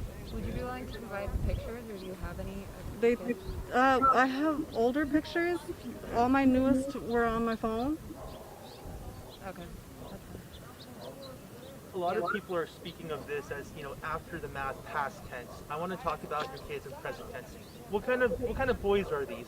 Tell us about the boys. Very playful, very rambunctious, and they do love to wrestle. They do love to kind of get rough with each other. Kids. They're kids. Of course, they would love to go out, but so during the pandemic, we weren't trying to go, out here. And so we stayed inside.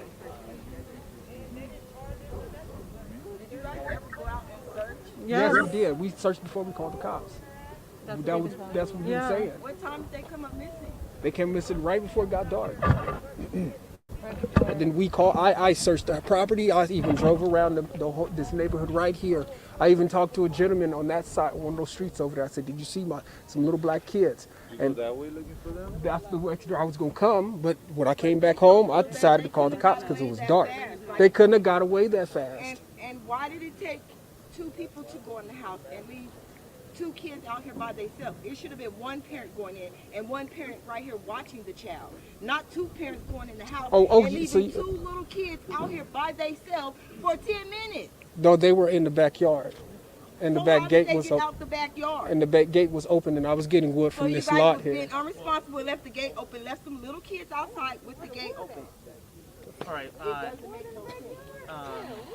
Sorry, you guys were talking about your boys who you're, I understand. For a mother's intuition, I know you were saying, and we'll get your names after this, but you were saying how you feel like they're in this area. Do you feel the same way? And what is the intuition? What is the sense you get? What do you think happened to your boys? Do you think someone took them? Do you think they're lost? Do you think? Yeah, definitely. I definitely know they're not walking around. They're not that kind. They do not just roam around. These patches. They definitely, I think definitely would have been picked up or something. That was my assumption. Have they ever taken off every yard No. before? No. No. They've never taken off? No.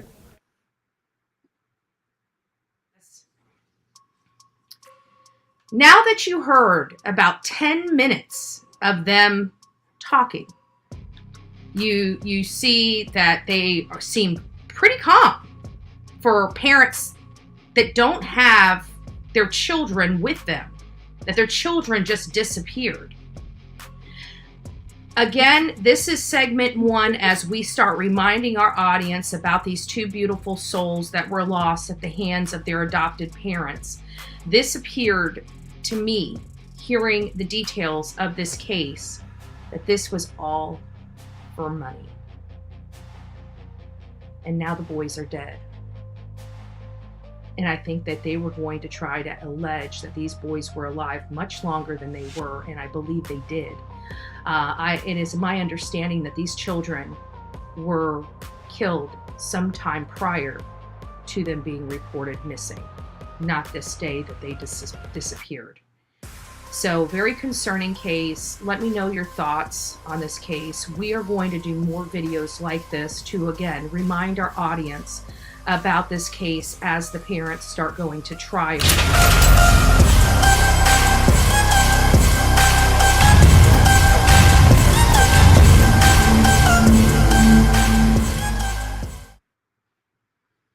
So there you folks have it. That was the video that I did this morning on Classic and Sincere, also known as Orrin and Orson West.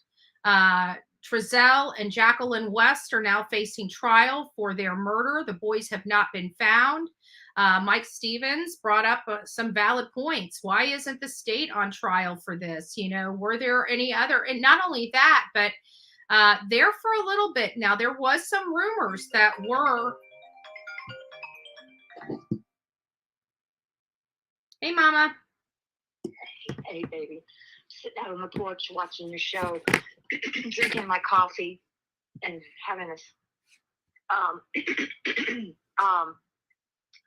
In the very beginning, when these two boys went missing, I don't know if you saw my post, but Thanks, No Thanks was the guy. He went out there from day one with his, his little machine, his plane. And he searched and searched and searched and searched overhead for days and weeks. I mean, I was addicted to watching his, what he found. And he found a grave, but it was a dog. But there was absolutely no, and this was back when they lived in the other house. I mean, he went out to where the old house was. And there were no footprints, none, zero. There was nothing.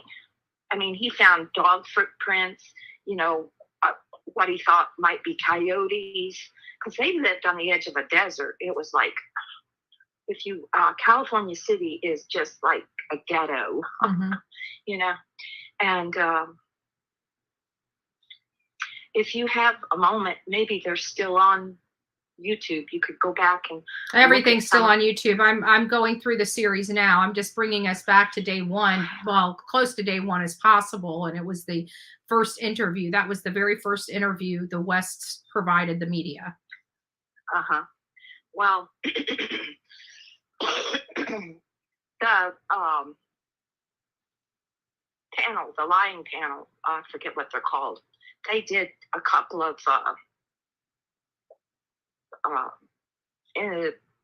synopsises on the parents, and it was it came back. All four men said they were being, you can tell they're being deceptive. First of all, they're over explaining. So you have throughout that 10-minute interview, I saw them over explain. So that's convincing language. He's got himself in a protective stance. They're entirely too calm because they're trying to show that they're an open book because they don't know how to act because they're lying. So all of these things that they're doing, even when the Jacqueline is piping in to further provide convincing language, it's just very, very obvious that what they're saying, they're entirely too calm. Their body positions aren't right. There's just too much going on with that whole first interview that brings a lot of red flags looking at it on its face. Well, the other thing is that was brought out early on was the fact. And I think you're talking about the body language experts. Yes. Yeah. Mike from Profiling Evil even had a small clip about it. There's total deceit. And somebody, I don't know which one of the shows, whether it's Chris McDonough, because he went out there, brought up the fact that he thought the wife was being highly controlled by the husband. Sorry. But anyways, I just wanted to hear your little voice. And I talked to Taylor. I talked to William. I talked to you yesterday. I even talked to my sister Susan. And then my sister Angela messaged me. She wants me to come there. I need you. If this is something that's private, can we talk about it after I get off my live? Oh, are you still on? Yes, okay. Mom. Okay. Yes, it's private. We can talk about it at lunch next week. Aunt Susie has something she needs to tell us. Okay. All right. Gotta go. Love you too. Bye. All right. I was listening to that. Mom, if you're watching, you should know I'm live. There's only a 20-second delay. That's it. 20-second delay. So anyways, guys, I just want to say thanks for coming back. I saw Alexa. She's like, oh, she said bye. Well, it's because we had a few extra minutes left, and I figured we had a lot more people in the chat than we did this morning, and not everybody got to see that. That's a video that I'm going to be downloading into YouTube, but you guys got an opportunity to watch this first. And again, this is the very first interview. We're bringing you from the very beginning, and we're going to bring you right up to where they're about to go to trial. And you guys are going to be in the know of the information that we have out there, the factual information that we have, so you guys can formulate your own opinions going into the trial. You know, the one thing you guys know is I don't like parroting, right?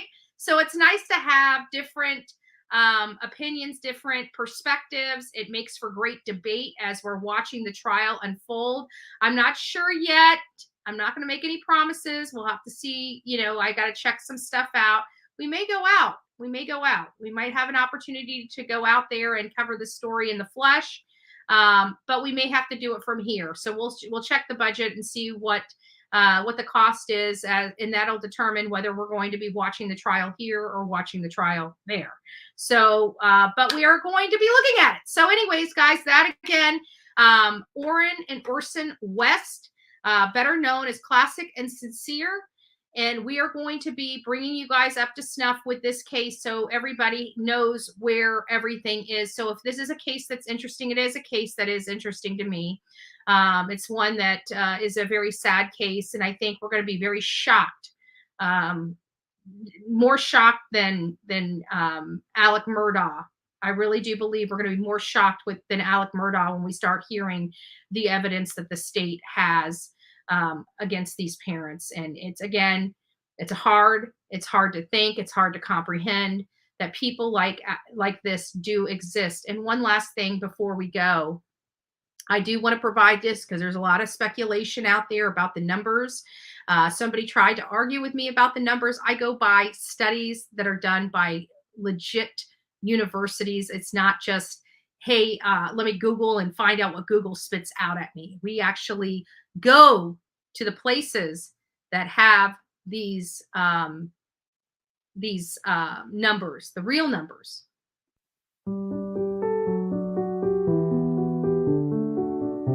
Tom, it's just a tough subject. A recent study by Brown University showed that nearly 450 children are killed each year by their parents. My daughters were picked up on a Friday by their father to spend the weekend, and that night he pumped carbon monoxide into their bedroom and slit their throats. Justice have begun for two children killed by their mother in Pickens County. 9-year-old Hayden King was laid to rest today. Hayden's 4-year-old sister Harper will have a celebration of life service tomorrow morning. Here's a story that's breaking at 6 o'clock. It's all centered around the three people you see on your screen. The key pieces in a Middletown murder case. On the left is James Hutchinson. Police say the 6-year-old was killed allegedly by his own mother. East Los Angeles mother was charged today with killing her 3 young children. The youngest was less than 2 months old.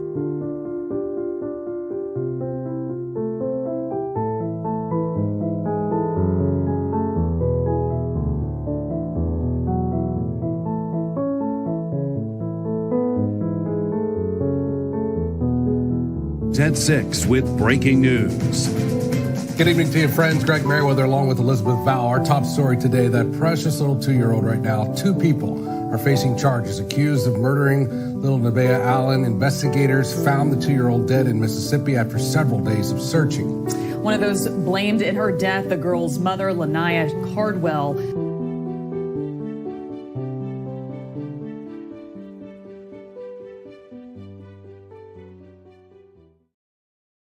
And this is exactly why I work very hard to change the system. We got a lot of great people that are tired of, covering these cases. Orrin and Orson West, Classic and Sincere, are now going to be added to that roster of children. 400 plus children a year. 400. We only cover not even 1% of those cases. And the stuff that we cover is pretty shocking. Can you imagine if we had to run 2 cases every single day, showing you what goes on that we don't know about? So again, we want to pray for all the children out there that are victimized.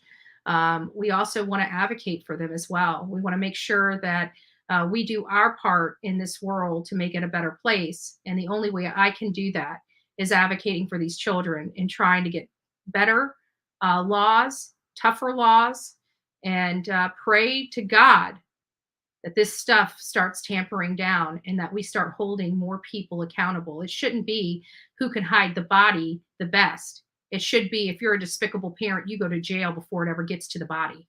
So with that, guys, I just want to tell you, thank you all for spending some time with me this Friday morning. I love each and every one of you. If somebody hasn't told you you're special, you are very special and you matter. You matter to me. You matter to the people in this chat. And I want you to have a wonderful day and a wonderful weekend. And we'll see you back here tomorrow morning, 6:30, rain or shine. All right. On the grumpy side of the bed or on the happy side of the bed, bring your butt on over here. Anyways, guys, I love you. Don't forget to be fearless. If you see something, say something. An ounce of prevention is worth a pound of cure. And until next time, you all be safe and do good for somebody else.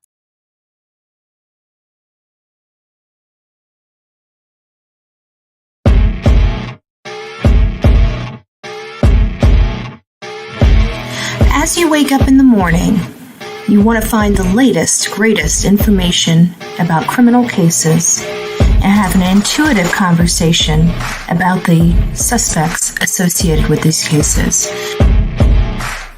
Head over to the Bullhorn Betty channel on YouTube.